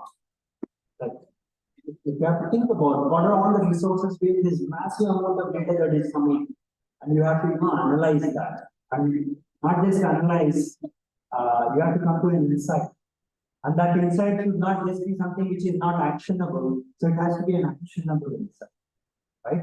So now, where is this data coming from is, Bell has put out this nice little chart which tries to highlight the amount of data and how structured the data is. So basically, if you are towards the bottom left, it's a high structured data as you're going up and up and up.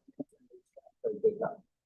And also the red dot indicates how mature the data source is. The blue dot indicates the least mature. So as we all know, how many of you know stock markets? How many of you trade? Does anybody trade? But you all know mutual funds, right? You all know there are stocks, people trade in the market, people do investments, different sorts of investments and things like that. But if you actually see the red data, which is a mature data, is normally something related to, specifically related to financial capital markets. It's daily market data, the trade data, the fundamental data of the company that gets published quarterly and things like that. But there are many more alternate data resources. There is weather forecasting, earnings forecasting that Sir was talking about. And then you go on to the right hand side and you get to see the ownership data. There is point of sale transactions, online banking, social media data, which is basically used to do sentiment analysis. You take all the Twitter feeds, you analyze, you can figure out what is people really talking about. Sometimes you get insight about 7 to 8 days prior of the actual event happening, right? So these are all the places where this massive amount of data is coming from every day, every second, right? Now, what are we going to do with all that data, especially from a financial standpoint is what I'm talking about, because I come from the finance, right? So that's where this whole concept of taking the field of analytics and data science As somebody was saying, you can apply it to any field these days. There is HR analytics, there is operation analytics, marketing analytics, similarly there is financial analytics, right? So now, what does it entail? It basically entails a little bit of math, nothing too complicated. You can get really complicated, but as Uday sir was pointing out, you don't really need to do the math anymore these days. There are ready algorithms that are out there. You take Python, there are ready libraries available. You take R, there are ready libraries available. You take machine learning algorithms, there are ready libraries available. You just need to know what to use when and how to interpret the results, in what scenario, what is appropriate, which is what this whole learning about the statistical learning that there's some stuff. So you need to know how to analyze things and what questions to ask and when, and what are the appropriate algorithms, right? So a little bit of coding is needed. That's where the computer science comes into play. But a lot of domain knowledge is needed, which is where the intuition and the experience will come in, right? So if you see, with respect to financial analytics, you need a little bit of econometrics, which teaches you more from the statistical standpoint of how do I take something and analyze and figure out things. Then there is data science, which is how do you go about approaching doing things from data to an actionable insight. Then obviously finance, again, as finance is a very large field. There is banking, there is loan distribution companies which do exclusively loans. Then there is entire capital markets where actually the trading, the equity research, we can even go to insurance will come into play. So there are different streams of finance within finance because it's a much broader thing. So you need, depending on which field or which stream of finance you're in, you need to have a well knowledge of that specific case. And also the markets. When you're talking about markets, you need to know what instruments are there. Equity is just one. There is equity, there is fixed income, there is money market, there are options, there are futures, there are derivatives. All these put together, swaps, much exotic options and things like that. So you need to have an understanding of all of this. Then and only then you can basically put everything into a good use. Otherwise, it will be half-baked and then your analysis and results will be faulty. Now, what's the importance of the financial analysis? You might have covered all this in your theoretical aspect, but as I said, this is through a lens of financial markets, right? Here, what does it help? Everybody keeps talking about financial analytics, this, that, analytics, big data, AI these days it's almost like deep learning and generative AI and AI. But then, how is it helping anybody, right? If you think from that standpoint, analytics would help improve the performance of the company. How does it do it? It does it by optimizing the resource allocation. So there are these optimization functions which you can apply internally to help figure out and enhance the performance of an algorithm. Then you can identify, and by doing a thorough analysis, you can open a complete revenue line, right? It will help you identify new revenue streams for you. But in the back, there is a lot of analytics that have been done. I'll give you one example. Up until recently, Singapore Airlines was the largest to place number of planes that they bought. There was a massive number back in the day when they did it. I think it was 2006 or 2008, if I'm not wrong. How did they come about doing it? Internally, they have done a massive projection of the demand, the supply, and also they arrived at it was a massive time series analysis exercise with the packet, which is nothing but one of the aspects that you use in financial. Right now, Indigo has topped them very recently. They placed the largest amount of aircrafts in the civil order any country. Nobody plays that kind of work, right? So in the back end, there is a lot of analytics and analysis that is being done. Sometimes it's related to finance, sometimes it's not related. But in this case, it's financial analytics, right? Then there is a lot of risk management that everybody does. You take a bank is constantly doing risk management in its day-to-day operations. Now, if you are talking about an asset management company, you are holding so many securities. There is a massive amount of things that are being run on the portfolio in the back. So you're doing all this portfolio risk analysis, trying to figure out what are my exposures, am I covering my exposures or not? and things like that. So all of that is basically done using financial analytics. Then there is all this information will help you, as I was saying, there is data, you analyze data, that is one part of it. Then you arrive at an insight, that is again is another part of it, but then it needs to be an actionable insight. So valuable insights into market trends of what is happening in the market, then we invest in it or not. It will help you do the analysis of as the AI hub that they were talking about. It will help you identify where are the trends these days, right? Then the customer behavior. This is extremely important for a bank. The bank just gets you into the branch probably once in their lifetime these days, unless nobody's going to branches anymore unless there is a very specific requirement. But the way they do their business is they cross-sell and then they upsell.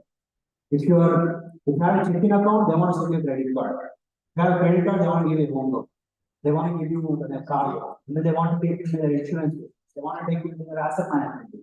So they in the back end, they're massively analyzing massive amounts of data to identify the customer behavior patterns. What do you buy? They even buy the data related to e-commerce. Just to identify what trends are going on in the market and where do we focus on it to create products. Finally, all of this will help an organization in creating, in taking informed decisions. That's what all businesses are, right? So, what are the different types that they deploy internally? This is something very basic, so I don't want to spend much time here. You guys probably already know. There are descriptive analytics. Then you move into diagnostic analytics, where you're trying to find a problem. Why is something happening? Then there is predictive analytics, which is you're trying to make a forecast. But then there is prescriptive analytics, where it's even helping you recommend what is an optimal way of it. So these are the different types of analytics that you can basically do, which is common for irrespective of financial, it's common for everybody. This is more for data science. Now let's look at from the standpoint of where are these being used in from the financial domain standpoint. So there are capital market analytics which are very specific to the markets, like financial markets. Then there are customer analytics, passive field, especially in the financial markets in FSI banking. They do a lot of customer analytics from the standpoint of when is the right time for me to get something, to sell something to somebody, to the point of segmenting their entire customer segment and trying to target, I should give this offer to this individual, I should give that offer to that individual. There is also hyper personalization. It's almost like a Netflix and Spotify, where whatever movie recommendations are coming to you are very specific to you, right? So similarly, all these banks are trying to do something like that. Then there are credit analytics. Everybody gives loan. Nobody just gives you loan if you are bad. So the TransUnion CIBIL, which gives you credit score, analyzes millions of data points in the backend before trying to come and arrive at a credit score for each and every individual, very specifically. And even the same goes for all the organizations. MSMEs, the SMEs, large organizations, everybody has a score. We're trying to determine when, if I give a loan to this individual or an organization, will be able to pay that. So there are tons and tons of analytics that are going into the credit side of the business. Then you have risk management. Risk management covers multiple things. India, in fact, not just India, any country, the financial sector is extremely regulated. You can't, because frauds are very obvious, like very easy to do there. RBI has it's almost like a iron, the rule with that is basically, it's almost like that. RBI can even demand a specific individual to let go from the industry, they can bar them.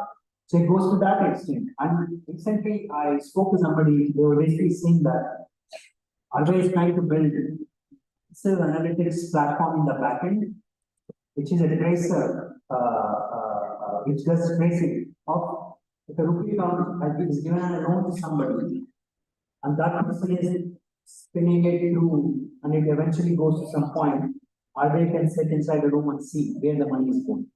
So they are trying to build this massive amount of analytics in the back, for which they're basically asking all the banks to share the data. Banks has to share the data. Now RBI will have a track of what is happening there. Same thing with surveillance analytics, which SEBI already does it. You probably would have heard recently that there is some guy called Big Charles was fined something like 17 crore. What was he doing? He was basically, misusing the funds, and then they track all of his transactions in the back. They go to the trading book. The regulator of the United States is even more advanced, right? So they go through every option trade. They go through every trade that you're doing in the derivatives trade, because there is a lot of money to be made in a much shorter time there. So all these transactions go to something called surveillance analytics. So it is constantly monitoring. All banks also do operational analytics as well, which both comes under the back office and the middle office, how they were managing it before and how they improved it over a period of time. So what happened out of that is, these days you don't really realize that the whole thing has become an omni-channel. Earlier you used to go to the branch, you have a separate app, or you log into the website and you do things. Now you don't even feel it. It feels almost like a whole thing is like one entity. All of that happened because massive amount of analytics have gone in the back to figure out and to smoothly integrate everything, what is happening where, and everything in the back end for the operations standpoint, right? For bank. So looking at the capital market analytics itself, you have algorithmic trading. Some people do, at second level trading, down to the ticks. You have a stock market, price thing we look at monthly, yearly, quarterly, daily, 500 charts. You look at candles, no? There are tick candles. You do tick by tick. So a lot of what are you trying to do when you're building a trading algorithm? It's nothing but you're backtesting the data, which means you're going back in time.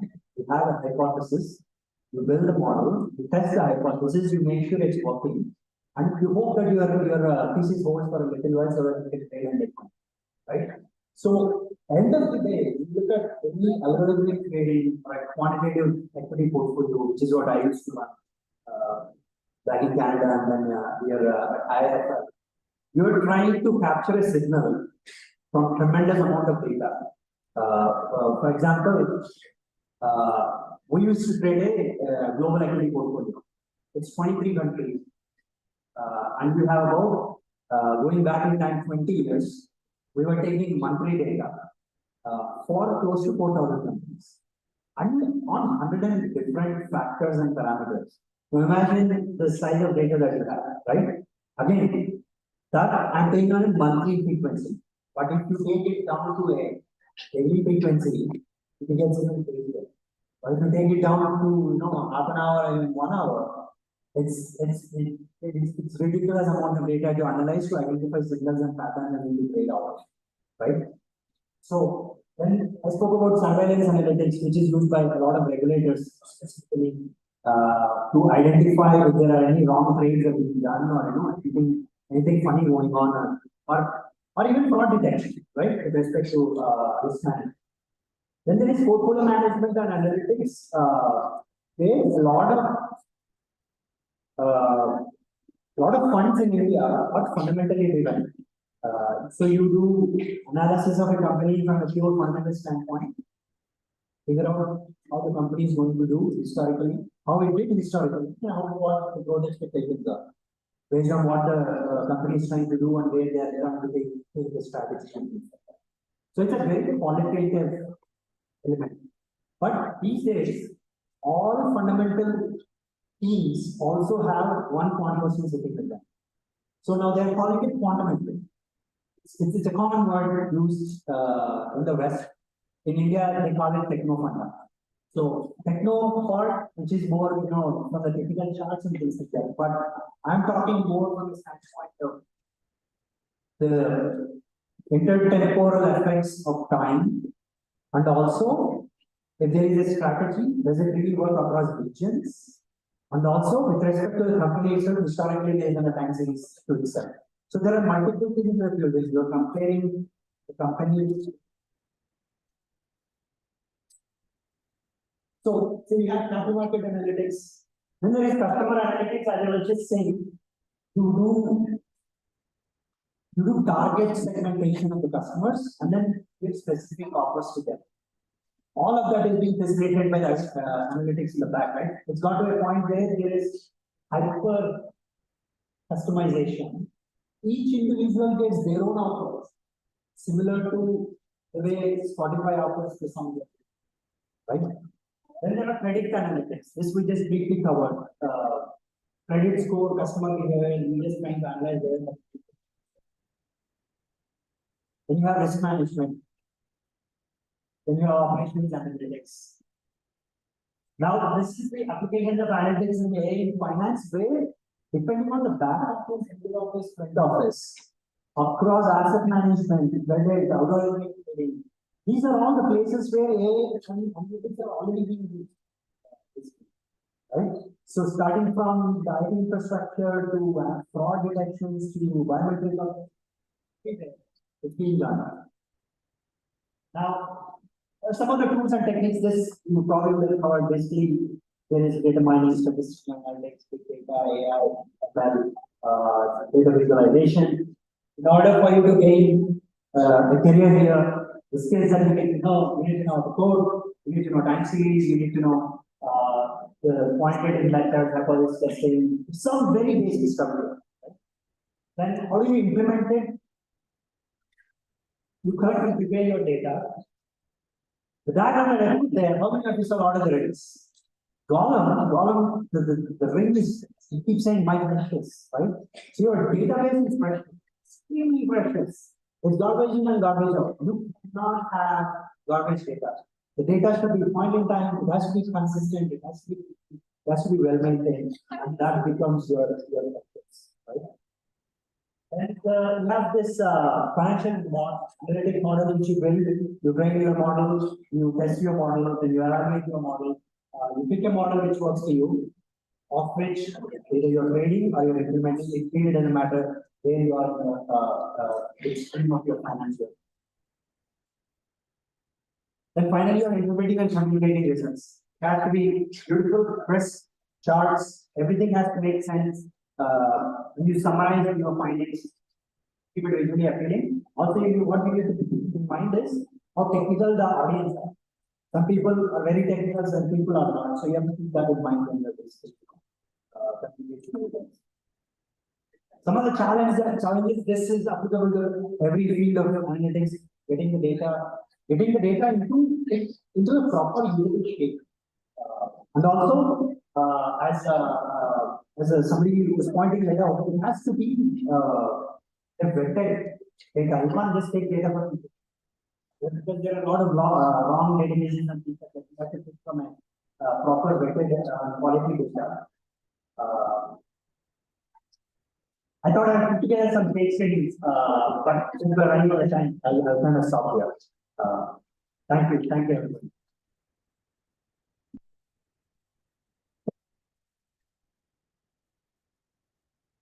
Thank you, Alpha sir, for such incredible insights. It is a privilege to be a part of the gathering in Nebraska.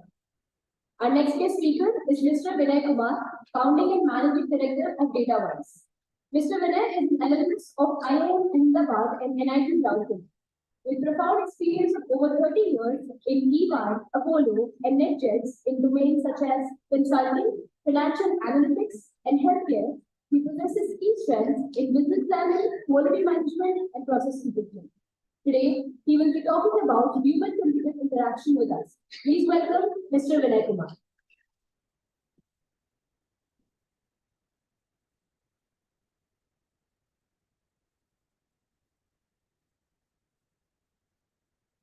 Good afternoon. I have the advantage of having listened to these wonderful speakers before my time spent. But I also have the disadvantage of a board crowd which wants to go off. So, just as Rajiv mentioned, my spreadsheet has been prepared by somebody else. I will not bore you with my slides, but I will probably dwell on one or two slides, and I will try to keep it brief, Dr. Murthy. I don't know how many of you are you all alive, active, sitting? Are you all here? Okay, good, thank you. Last year, something happened which kind of shook the entire world. Two of the employees of Google were fired. Does anybody know who was that? And they were fired for, why were they fired? Yeah, you raised your hand, right?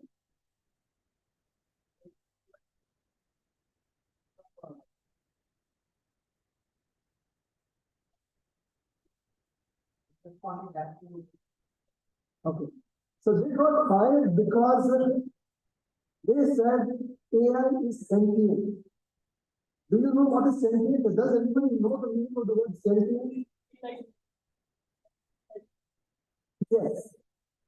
Yes, absolutely. And I think that is one of the biggest future that all of you are going to encounter sooner than later. Which is AI sentient? Or will it become sentient? What does it mean? Is AI going to replace the human being? Okay.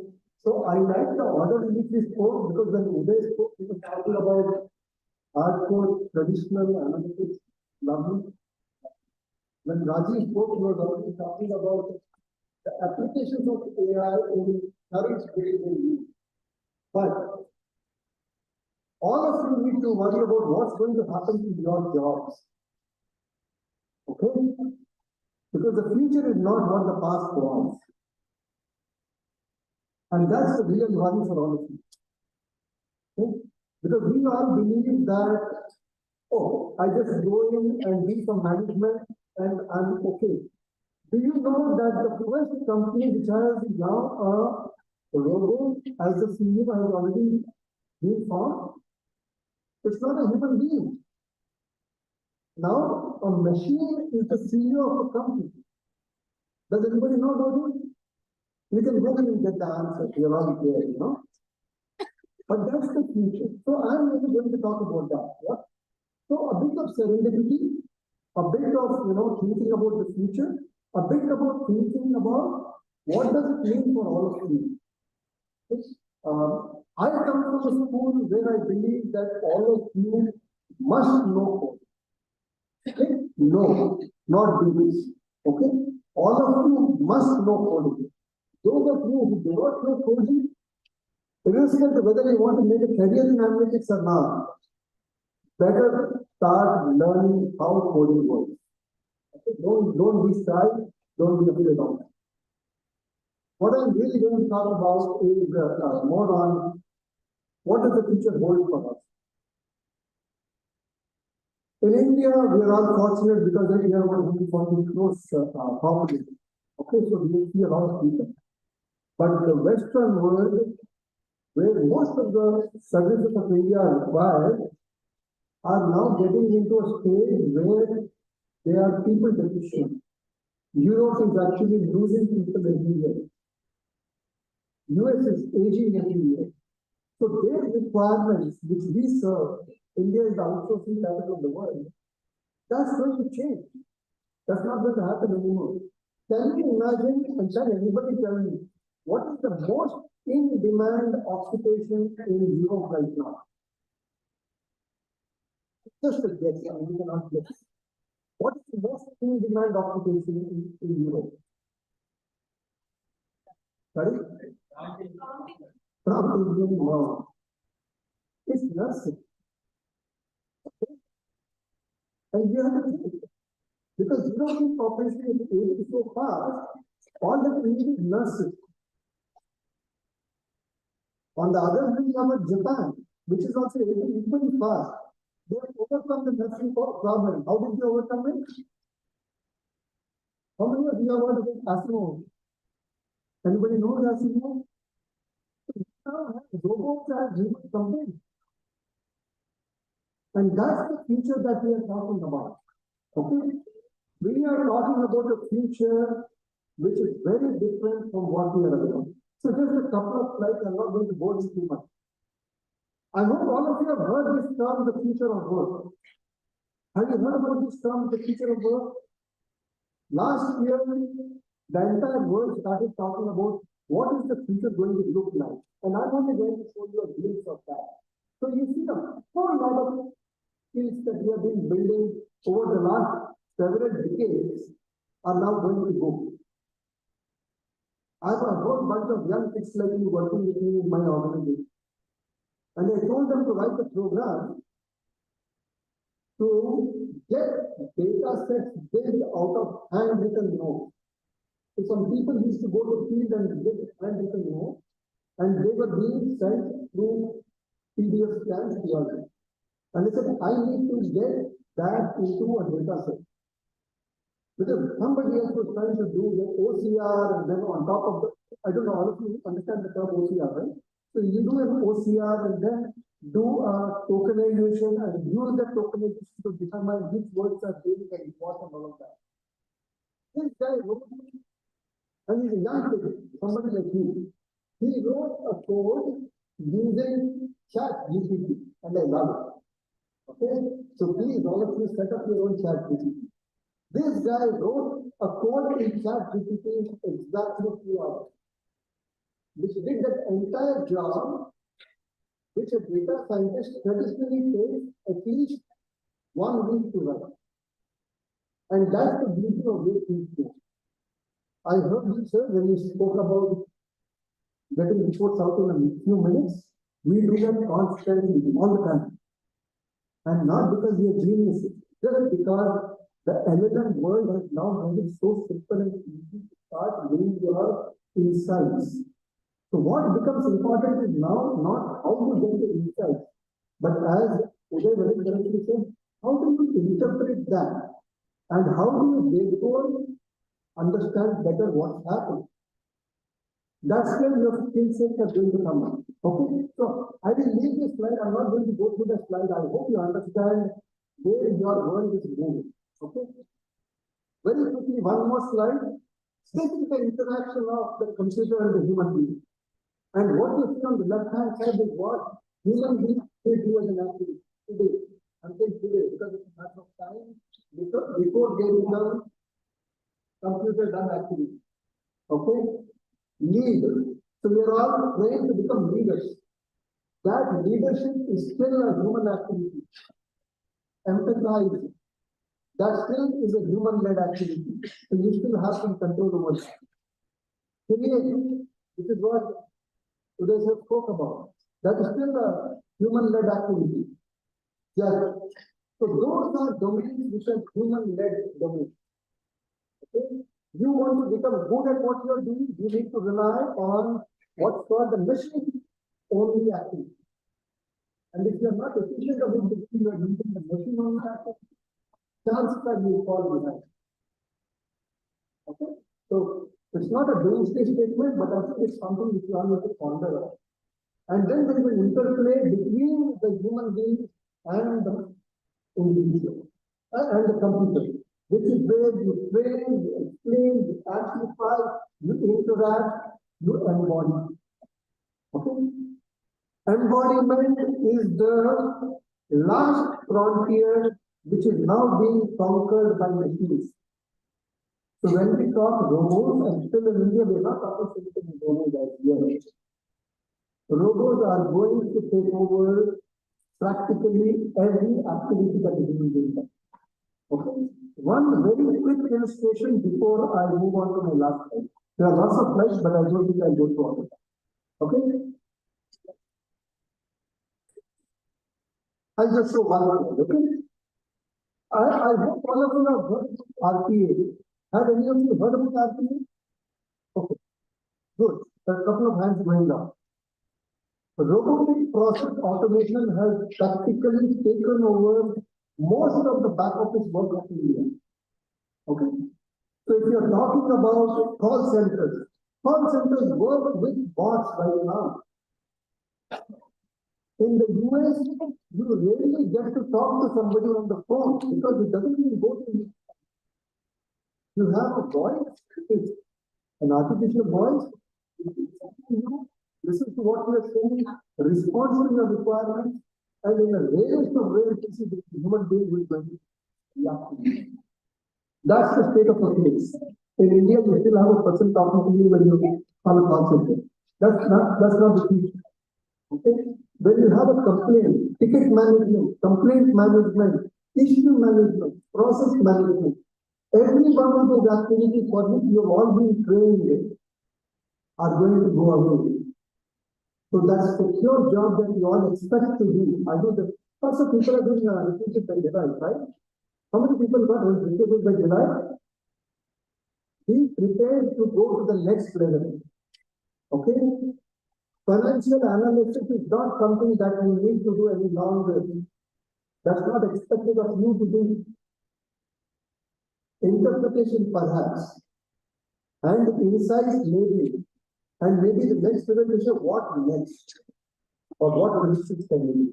Okay, so this is, I'm going to stop on RPA, I will not dwell on RPA, but please be prepared to do this. At every point of time, please look at opportunity where we can eliminate a human being and make it happen through a computer. That's what we keep doing in our organization. One last slide and I'll stop because there's so many slides. I don't want to go through all of them. Okay.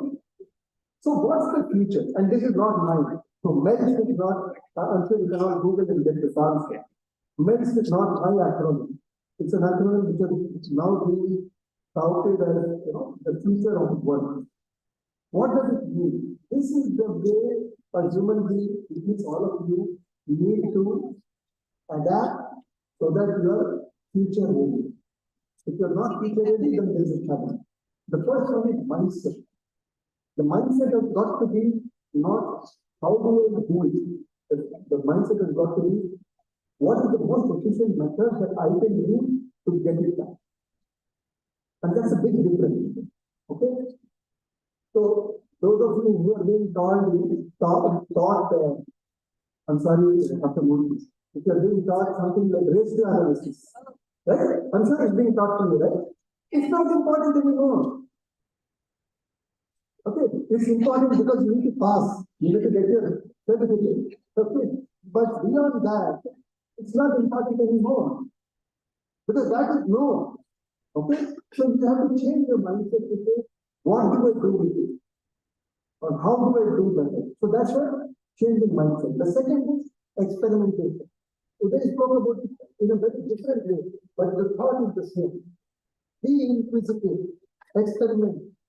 Think about how better, what else, why. Keep questioning, and you get a different thought process. Leadership. Okay? Lead. Don't be on the sideline. You stand on the sideline and you get to ask. I asked somebody today, Sam Altman is the CEO of which company? Anybody knows the answer here?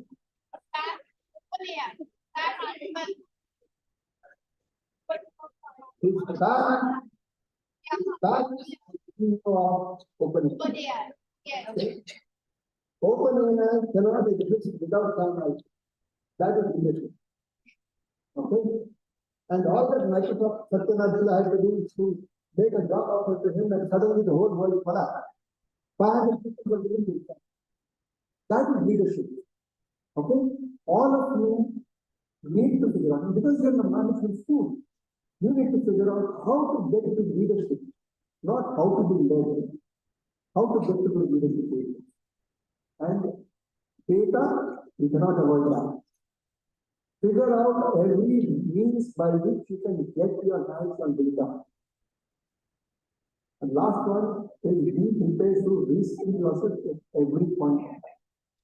So this is not the end of your education. This is probably the first step in your lifelong learning about where you want to be in the future. So be prepared for that. Thank you. I think I'll end here. I've taken enough time.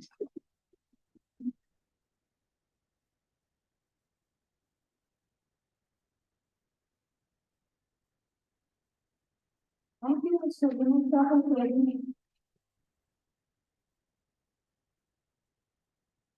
sharing us these valuable thoughts. I'm sure we have all learned something new today, and it's time to begin the panel discussion with our guest speakers. Provide students the opportunity to engage with them there. I would like to invite Dr. Shannon, Faculty of Operations and Analytics, Coordinator Media Relations, onto the dais to be the moderator of this discussion.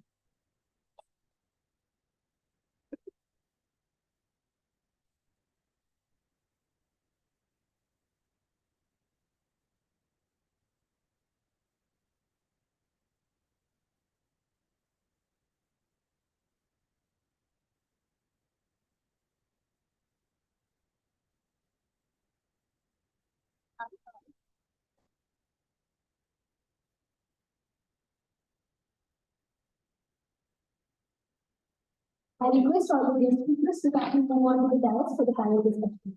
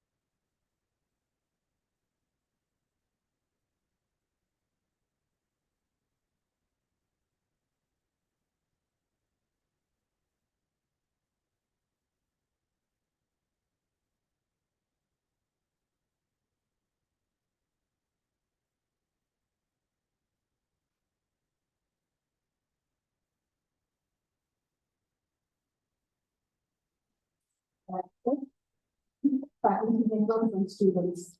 It indeed has been a pleasure to listen to the industry talk about how important analytics or specifically we have been living in a world of disruptive technologies where we talk about machine learning, deep learning, Python, R, and sometimes we really get next to what tools and techniques are we talking about. I'm sure the insights provided by the speakers have really helped you to understand what is disruptive technologies that we talk about. In the panel discussion, primarily we will be discussing five concepts. One we thought, as all of you are aware, Industry 5.0 is what we have been hearing about. It is no more people-centric. Now it is people plus robots and machines working together. I think all of you are aware of it. Now, having said that, against this background, we want the panelists to just give us an understanding about in the era of disruptive technologies, what's the future of human-computer interaction going to be like? I think we will first start with Vinay sir.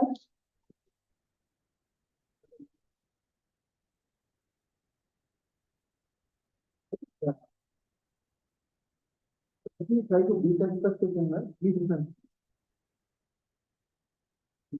This problem which is currently here, which is what I spoke about the robotic process. In politics, it's prevalent in a lot of companies. That's one part which is already happening because somebody spoke about industry 5.0. From industry 5.0 perspective, the robot, especially want to reduce the gene factor, they're not something called, I don't know, please honestly, you are look at look at what's called the brilliant factor. Okay, the genius come out with what is called the brilliant factor, and they're converting all their factor into brilliant factor. Which means which means that you do not need to have human beings doing a lot of work which is being done by human beings. Okay. Today in India, those of you who are interested in visit Pune, Pune factory, factory in India, but they have done that. Siemens has set up a similar program where they ensure that half of the activities that are being led by human beings are now being done by robots. Okay, Siemens has gone much further than G. G does not give away its secret.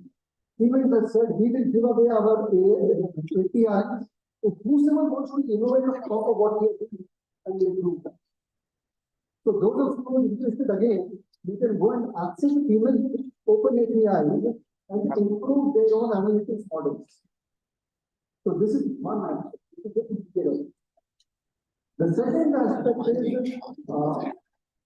interface between human beings and computers. And I'm saying at a consumer level, not at the industrial level. Two things are happening there. One is that most of you are already doing it. When you are, how many of you use copy.ai? Do you use copy.ai? Anybody uses copy.ai? If you don't, please start doing that. Okay? Anybody has heard about HeyGen? HeyGen. Does anybody use HeyGen? Please go and use HeyGen. Okay? Now these are applications which are AI applications which help you to do your own tasks faster and better. Okay? Rajiv was mentioning earlier about how do I get to interact when it comes to call recording, right? And HeyGen allows you to create your own real avatar, not the avatars that you see on, or the current avatars that you get. HeyGen, you can create yourself as though you are speaking, even though you are not. So those are the second phase. The third phase is when robots are going to start replicating human beings. Okay? And that is the, I hope I die before that time. But I am very sure that's going to happen. So that's the third phase which is happening. Thank you, sir. Uday Bhadra, sir, can you please share your thoughts on this?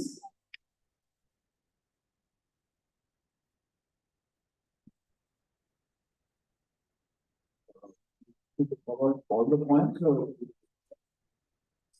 the first one? Okay. I have a very basic take on that. Human-computer interaction. We are all humans. We all have computers. Now, the interaction between the two, I would say, is to learn to use that computer in a proper way. So, watching all TikTok videos and others, I would say, as management students, use some productivity apps. For example, very simple. Free, like when I write this, there's a lot of free stuff available. And you can train yourself to use that, and in that sense, make yourself much better or relatively better than students from other institutes that you stand out. One of the things I would recommend is Microsoft Automate. Microsoft Automate is a very powerful productivity enhancement tool and it is free. You can download Microsoft Automate, use it for things like if you get an email, you should immediately get a message on your WhatsApp or a notification that this email has come. Things like that. You can connect a lot of things within Microsoft itself. I look at human-computer interaction from that perspective. That you should be able to use your systems to increase your productivity, become more efficient. And like Vinay already mentioned a couple of apps which will help you to improve your productivity. Focus on the latest technology, which will help you to relatively again become much better, more efficient, I would say. That's how I would look at the human-computer interaction. Thank you. Mr. Nanji. Thank you. So when it comes to human-computer interaction, imagine your life without your mobile phone. Right? because by the way, your mobile phones are more powerful than the computer that you might use right now. And then take it to the next level. And just put your phones under a bright light using LED and see if your screen protection patches in a particular area rather than the whole screen. If it is evenly spread throughout, I can tell you 100% of the cases it will not be the same. It will always be concentrated in a particular region, barring where you simply swipe, let's say Instagram videos or YouTube shorts. If you use that, and if you look at the apps that are interacting with you and targeting you, mostly the B2C apps, you will see why you are targeted in such a way that your eyes focus on a certain area, your hands interact with a certain area of your skin, and then you will find more and more examples of how companies are targeted, how companies are creating models to influence you or influence your buying decision making. Then taking to the next level, if you were an analyst and if you were providing all of the data, how would you create an app or how would you analyze an app and suggest improvement to the app based on this interaction data? Thank you. Thank you. Then I request Mr. Harsha. I think most of the points are covered, but I would like to highlight two things. One is recently, I'm also an investor, so I invest in startups. Recently, I came across this startup called Twin, TWYN. They are into robotic automation as a service, but they take it to extreme. To the point that they are creating something called zero-light factories. There is nobody in the factory anymore. And they actually show you pictures. Everything is fully automated. So one way to interact and survive, I call it to survive, is hone your skills in such a way that you are using all these very advanced technologies to your advantage. Which is how all the software engineers are doing these days. Coding is done in 2 minutes, 10 minutes, 15 minutes. Because they are making ChatGPT to write the code. Whole organizations are moving towards reviewing the code, integrating it in the most efficient fashion. So the timelines have come really down the part of development. But we need to, as it boils down to, if there is this very powerful tool somebody gives you, you need to learn how to use it to your advantage. I think that's where the human-computer interactions should go into future in order for it to benefit us and survive. That's how I would put it. Right? So hone the skills in that specific area. Be it in the productive standpoint or use it to your advantage to take advantage of what is happening in the market. These days, many people, apparently, there is a new way of reading. Reading is, you have books, trade page books, even people don't have time to read trade pages. So there are AI bots which just give you summary. It's almost like you read the book in this and with the voiceover reading it for you. The whole thing will be done in probably like half an hour. At that rate, you can read as many books as possible, like in a month. Right? If you continue to do that, it's just going to add tremendous amount of value. So I think you should take it to your advantage. Let's not get scared by all of this. We should take it to your advantage and use it to gain more than what some students are trying to destroy. From a job perspective, basic things are wrong, but we should be able to dominate that. Thank you. So in conclusion, the speakers had a view that yes, there is robots intervention that we will see in future, and you are going to experience. We all are going to experience it together, and it is necessary for us to equip ourselves in order to meet the challenges that we are going to face in technology when robots take up the tasks that are on hand with us now. Then we move to the second topic. Basically, when we are talking about human-computer interaction, what role does analytics and AI has, and what is that these analytics and AI help in making this human-computer interaction more active? Maybe again start with Vinay sir. Second points. I think I've covered it quite a bit of detail when I spoke the question, but I think to assume that we talk about computer without talking about AI is no longer, those days are gone. So, Rajesh very nicely mentioned about classes on the phone, but I'll go one step further.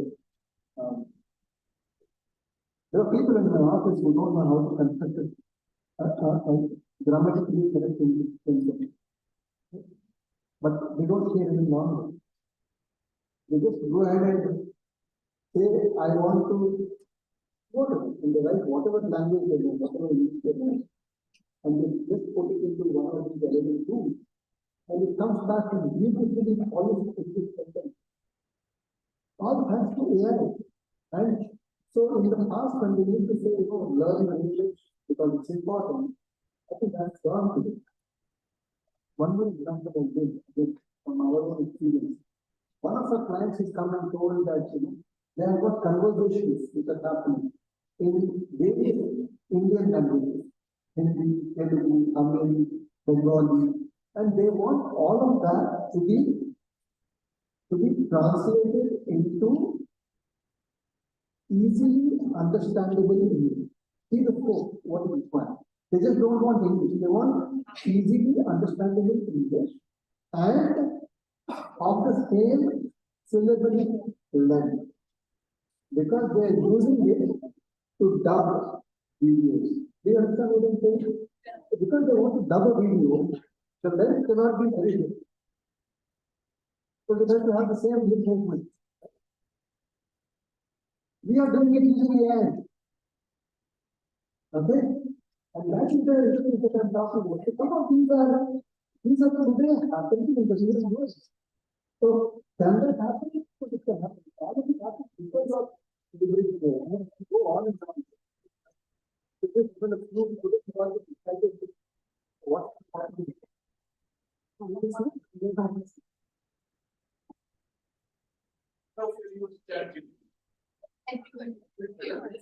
Okay. And it's probably, but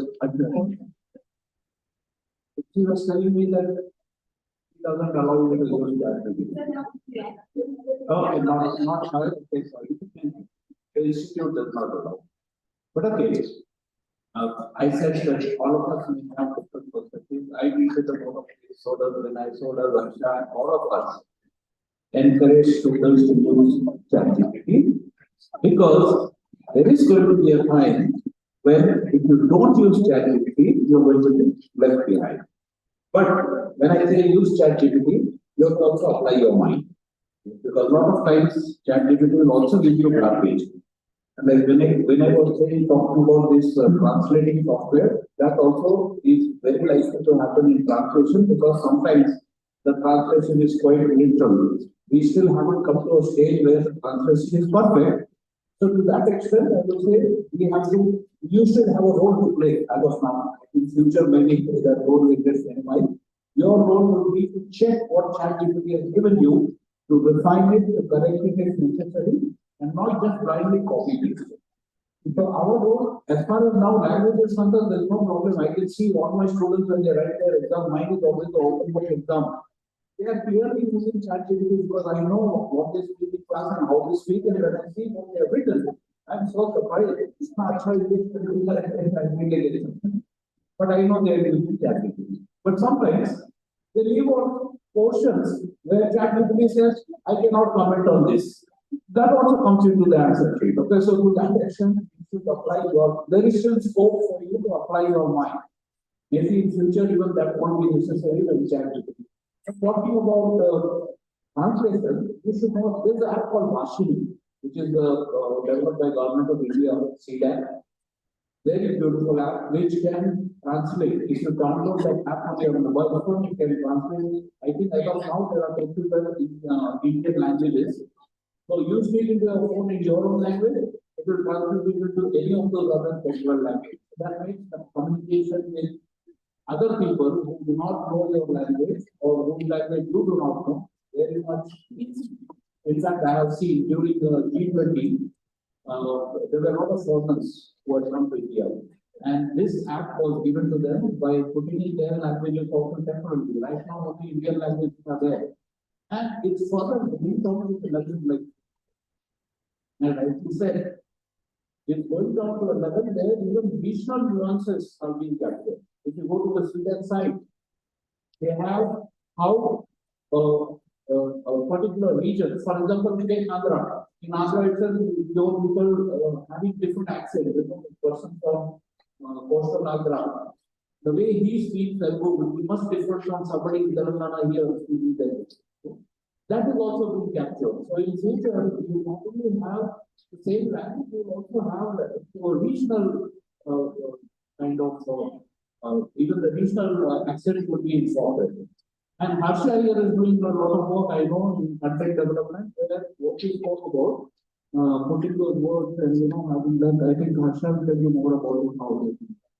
So, yeah, as a bridge, for you to prepare yourself, I would say, get to know what softwares are available, what apps are available, and make use of ChatGPT.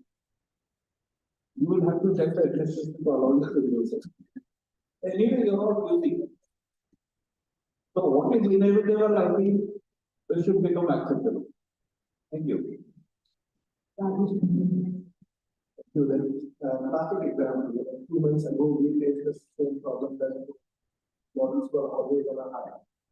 They get distracted and also if you comment like, I do not have sufficient information or sufficient analysis what we did was, with our prompt engineering, we found a solution. When we said if you do not have sufficient information, you do not really have to do any analysis. So you do not really have to say that you do not have sufficient. And then we also realized that the models, what they do is, if you have a partial statement, they still start analyzing the data. But the statement itself was partial. For example, if you're running sentiment analysis, you see what are the positive and negative sentiments that in our earnings call and then analyze that. Sometimes these statements itself are not identified in its completeness. We realize that the models now have the cognitive intelligence to identify if the statement is complete or not. And using our prompt itself, coded it so that it does not analyze if it identifies the statement as a partial statement. So that our clients, because they are really putting their bet and many others, that's not bet, but then because they are using their money, such things, we do not give them analysis that does not really should matter to them. When it comes to the analytics and AI, which I can only suggest one video. So there is a company called Stream, which was acquired a couple of years ago by a company called Alpha. Now, if you go to Video has a very good panel discussion and interview of the Goldman Sachs CEO, the ex-CEO of Video, and the CEO of Alpha. And this is about the generative AI and related code. And the Google CEO said that he was given a task to write a speech for the customer, and he is not going to speak language. And then what he did was he created a speech and then gave it to the GPT model part, of course, in the space. And then it was able to correct and write a brilliant speech. Right? But then we taking it to the next level of creating a bridge for human-computer interaction. Many times, as a company or as an analyst, we create a model and then we test if it is working or not. If it is a GPT model. What we can do is, and if you already are not aware, I hope you are, of A/B testing. The simplest example could be create a page on Facebook, and on the left hand side, in the marketing side, you see A/B testing. What is A/B testing? What the models now do is, let's say you have a website, and we do not know when the clients are really getting to messaging. Let's say if your sales are not really good, and you do not know what's happening. Earlier, what we used to do is simply change the page, make some adjustments, and see that eventually your sales hit or make no change. So how do you understand or how do you double your efficiency? By creating A/B model, by A/B testing model, what you can do is you create two web pages, two versions of the same page. Let's say it's CPA, I don't know if you know CPA. Click to two actions. So let's say buy now is a button on your website. You do not know whether it should be purple or blue, or you do not know it should be on the left hand side or the right hand side. You do not know on the right hand side it should be at the top of the page or the bottom of the page. You can create two models and say, half of the population who comes to this page will see a yellow button, half of it will be blue. Half of it will have the button on the top, half will have at the bottom, and see how this works and keep testing the model. And then use your AI and machine learning to analyze it. This was the example I could think of beyond what has already been talked about. Thank you so much, Mr. Harsha. So basically, the point that I would highlight is, let's take financial markets, for example. All these days, especially in India, it's still there are only like 5 quantums of trading. There are not many quantitative, right? So a lot of the analysis is being done in the form of fundamental analysis. But the point that I'm trying to make in the sense that there are some segments which are extremely advanced with respect to the how forward they have gotten into the AI and the analytics segment, which could be, you can take marketing, obviously, this entire computer science field, which is already there, a lot of data analytics firms which are already there, but there are a few fields which are getting there, so not fully there. So, in order for us to build to use the analytics and the AI as a bridge, especially with respect to the interaction, is to, if you are into some field where you are trying to figure out to enter into a field where you want to grow there, which is not so much, that is one way. You go to build it. You could be the first to do it. And I would actually say the quantitative field in the finance, especially in India, Tata Capital just launched their fund like 3 to 4 years ago. That's about they are not really there. Otherwise, has been there for a very long time. So big areas where you can do something interactively and then do it, use analytics to get there. Or you learn, then you get into the fields which are already doing it there. Okay? So yeah. And one example that I want, it's sir has talked about agent, which is like this AI, you can make AI avatar too, there is it automatically the text to it is I run a firm called Vishal Learning, we're an tech startup with a focus on the occasional segment where we develop content for occasional courses. So we use extensive amount of ChatGPT or agent. There are multiple tools like that.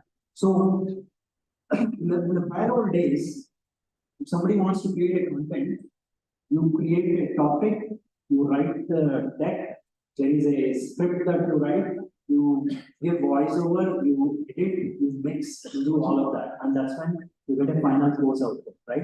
Now that's not the case anymore. As Uday was pointing out, you give it to some language translator, give you the script, make sure you verify it. Otherwise, true translation happens and horrifying errors will come up. So you do a quality check at every step of the way, then you pass it on to the AI avatar, it will just read that thing is not. The entire video gets done in 10 to 15 minutes and then you're good to go. So the point there is take advantage and leverage the tools that are out there to your advantage. Yeah, the speakers have been highlighted fact that because AI is in a nascent or a primitive stage, you need to cautiously use it because it's a double-edged sword. Because we have been looking at the opportunities that it provides, maybe in the of automation of activities that are currently undertaken by human beings.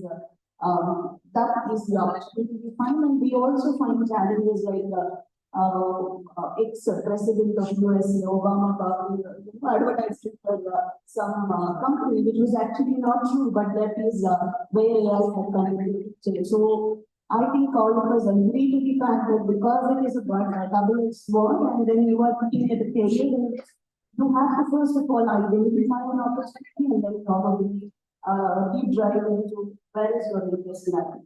Now, maybe we will take the next topic.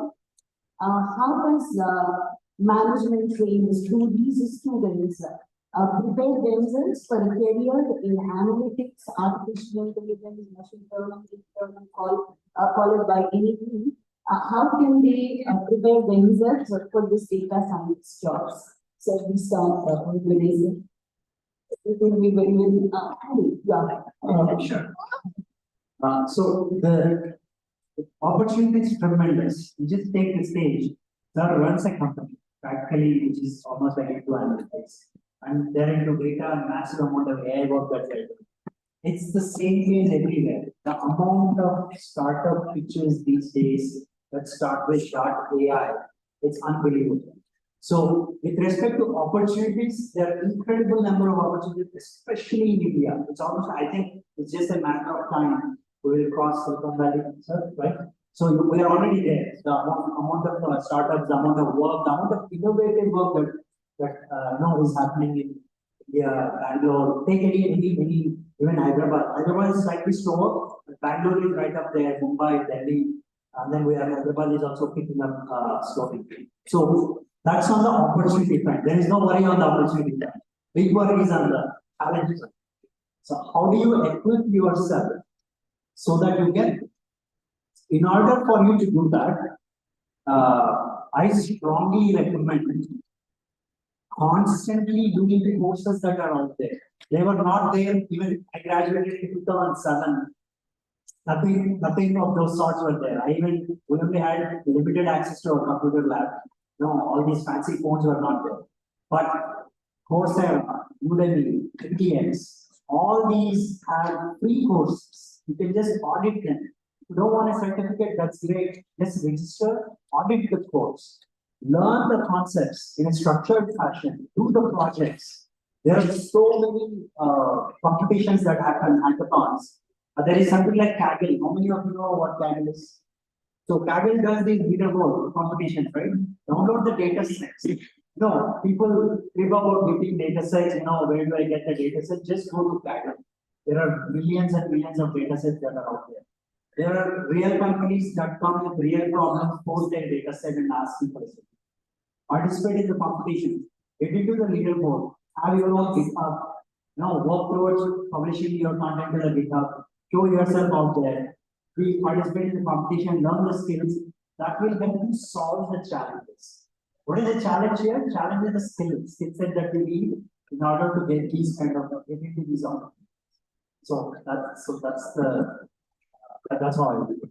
Thank you, Mr. Misha. Vinay, sir. You want to be better than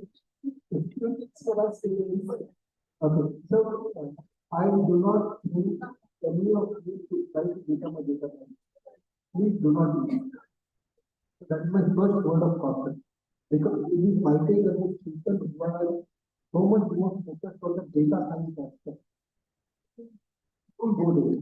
There are enough people to do that. I think your forte should be how do I use that whosoever is done to get to being a better leader or getting better interpretations or getting to do better decision making or better insights. That is what should be your strength. Otherwise, you are fighting a losing battle. Just to add to what Harsha just said,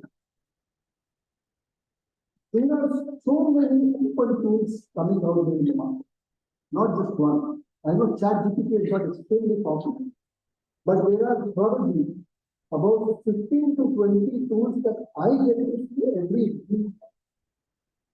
Okay, so pick your battles. I'm not saying learn everything, but be prepared to pick up at least one new open AI tool every week. And that's something you can do on your own. It is a classroom, you don't need a professor, you don't need a lecturer, just be open to them. Follow people like Vikram Malik, I don't know how many of you have heard about him. He's a guy who is MIT, publishes a lot of stuff, so just follow him. And he's done a whole lot of stuff. Subscribe to MIT. I don't know how many of you subscribe to MIT. You can go ahead and subscribe. There's a lot of stuff that you can learn even without trying to do anything.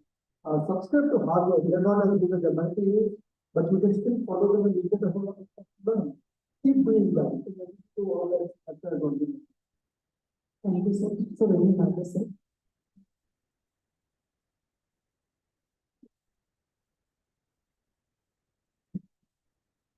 So I think most of you will be going for your internships, if you are in the first year, I guess most of you are in the first year. And, very soon you'll be going for your summer internship. What my advice would be, which is the same advice I give to all other students where I teach, is when you are out there joining the company, try to use data for everything. Most often what happens is you are given a project to work on. Now in that project, please bring in as much data as you can, like Harsha mentioned, like Vinay mentioned, there is a lot of data available. You will surely find some data which is related to the project given by the company. One of the standard questions that students put to me when I tell them this is, but the company has not asked us to do that. Now nobody is stopping you from doing something extra. So when you join as an intern of any company, even if they have not asked you to do something which relates to data, I would say please go ahead, take the data and use the data to support your project, whatever recommendations you make out of the project that is given to you, please make sure that it is supported by data. That will make it more convincing. That will also show your identity or showcase your identity to the data to the company for which you are working.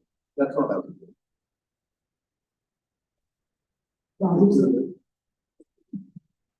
So, I mean, companies will start coming in soon, and you will go to companies for interviews, right? If in your answers, there is a moment when you say that if given an opportunity, I'll improve X, Y, Z, A, B, C, try to remember this thing. Because 90 to 99%, if I'm not exaggerating, will say that I never had the opportunity. So I did do this X, Y, Z. Because companies will ask you that, what have you done? What projects have you done? And you say, I have been studying, there was X, 7, 8, 9, 5, 7. Now given an opportunity, I will, but try to remember this day if this happens. Harsha just talked about talent, and if you guys are not on talent, it's okay if you never heard of it. What the place is, it is actually a forum for data scientists who play with a lot of data. You don't really need to be a data scientist, but for any project that you need data, go to this place, and then you will find data sets. There are discussions, data sets, go to data sets. Find a data that suits your interest or interest. Do something of it. Give it to ChatGPT. It's okay, buy that $20 subscription. The amount of money you are spending in the institute, spend that $20 on yourself. Use that tool to analyze the data. Given a 2x2 matrix, the data analysis could fail, but then that depends upon your firm. But if you happen to say to your interviewer that given an opportunity, please do not do that.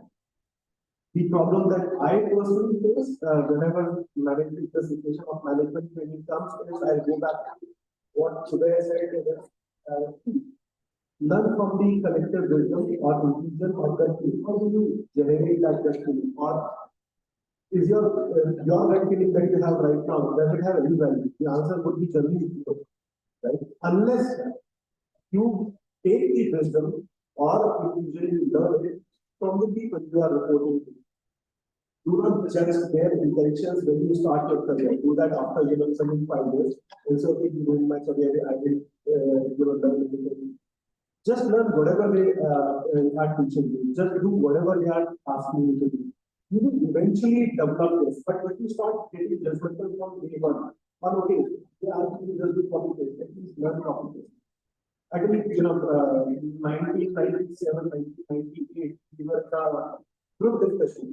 And one of the faculty there at that time, was talking about safety and said, Mercedes invested in India. Is it right or wrong? 90% of the people started saying that this is a bad decision. They are not going to invest anything. It's only the CKD plant. They are going to come here and do that measure and take the money to the US. The faculty had a very interesting point that time. It stuck with me throughout. He said, at least learn how to assemble Mercedes before you judge Mercedes. Once you start to learn how to assemble a Mercedes, then talk about your manufacturing of Mercedes in India. That's actually even today. Before you start saying that, give me a lot of data and I will give you decisions or recommendations or blah, blah, blah. First, try to understand what is the task. Even if it is a copy paste, just keep doing it. go back to your classroom and teacher said, if you commit a mistake, write it 30 times. You will have to go through the same cycle again when you reach the, corporate world. And from there, you will learn all of this, which is for, more or less our job description on a daily. A few of the suggestions made by the speakers included innovation, reskilling, data-centric approach, experiential learning, by working in hands with open data that is available, collective wisdom, are few points that we need to consider before we embark on journey industry. I think, thank you so much all the speakers who have helped us in motivating our students to look at the career in analytics area. I will now hand over this session to the organizers. Thank you so much.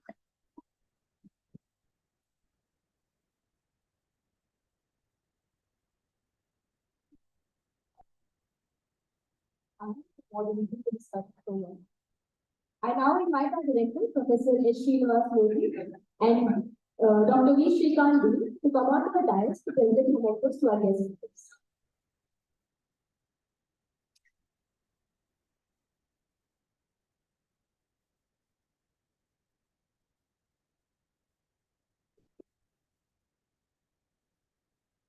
I request Professor Modi to present the mementos to Mr. Uday Bhate and Mr. Harsha Gadyan.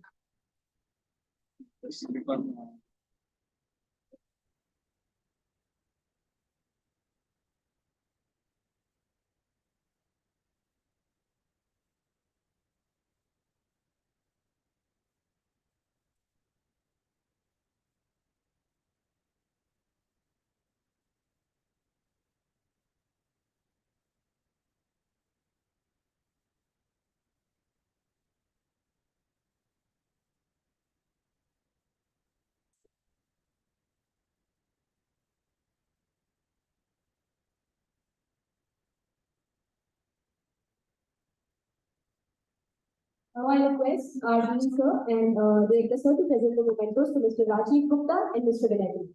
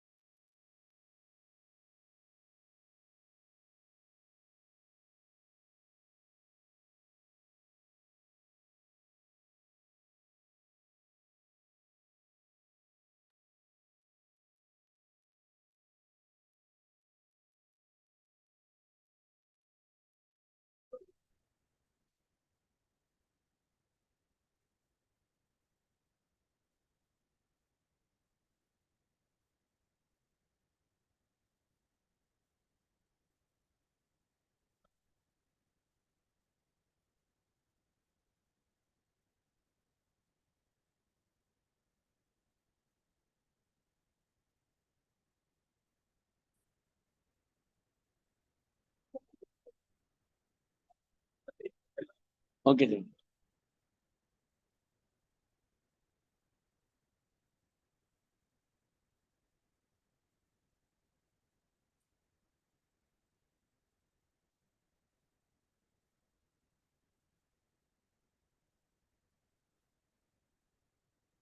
We would like to invite Jyoti ma'am to do water form.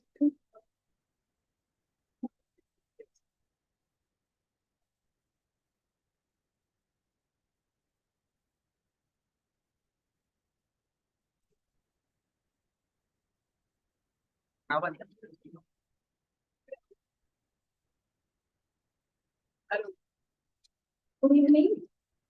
Please wait. One of you to take seats. Just let me couple of minutes. Time हो गया. Good evening to Director Professor Srinivas Murthy Garu, Dean Academics Professor Srikanth Garu, guest speakers Mr. Vinay Kumar Garu, Mr. Uday Garu, Mr. Rajiv Gupta Garu, Mr. Harsha Garu, and faculty colleagues and dear students. I stand before you today with a heart full of gratitude and a profound sense of appreciation as we bring the symposium to a close. It has been an enlightening experience and an enriching experience for all of us, and I would like to express my sincere thanks to our director, Professor Srinivas Murthy Garu, for encouraging students to conduct this event. Dean Professor Srikanth Garu to support us in all their endeavors. First and foremost, I extend our deep gratitude to our distinguished speakers who have generously shared their experience, insights, and knowledge with us. Your words have been thought-provoking and have added immense value to our understanding and awareness. We are truly honored to have had such esteemed individuals to grace this symposium. Uday sir, thank you for emphasizing on the 3 I's. I have an intuition that our students will now start developing the innovation and try to think differently as well as what they want to use the interest of the about.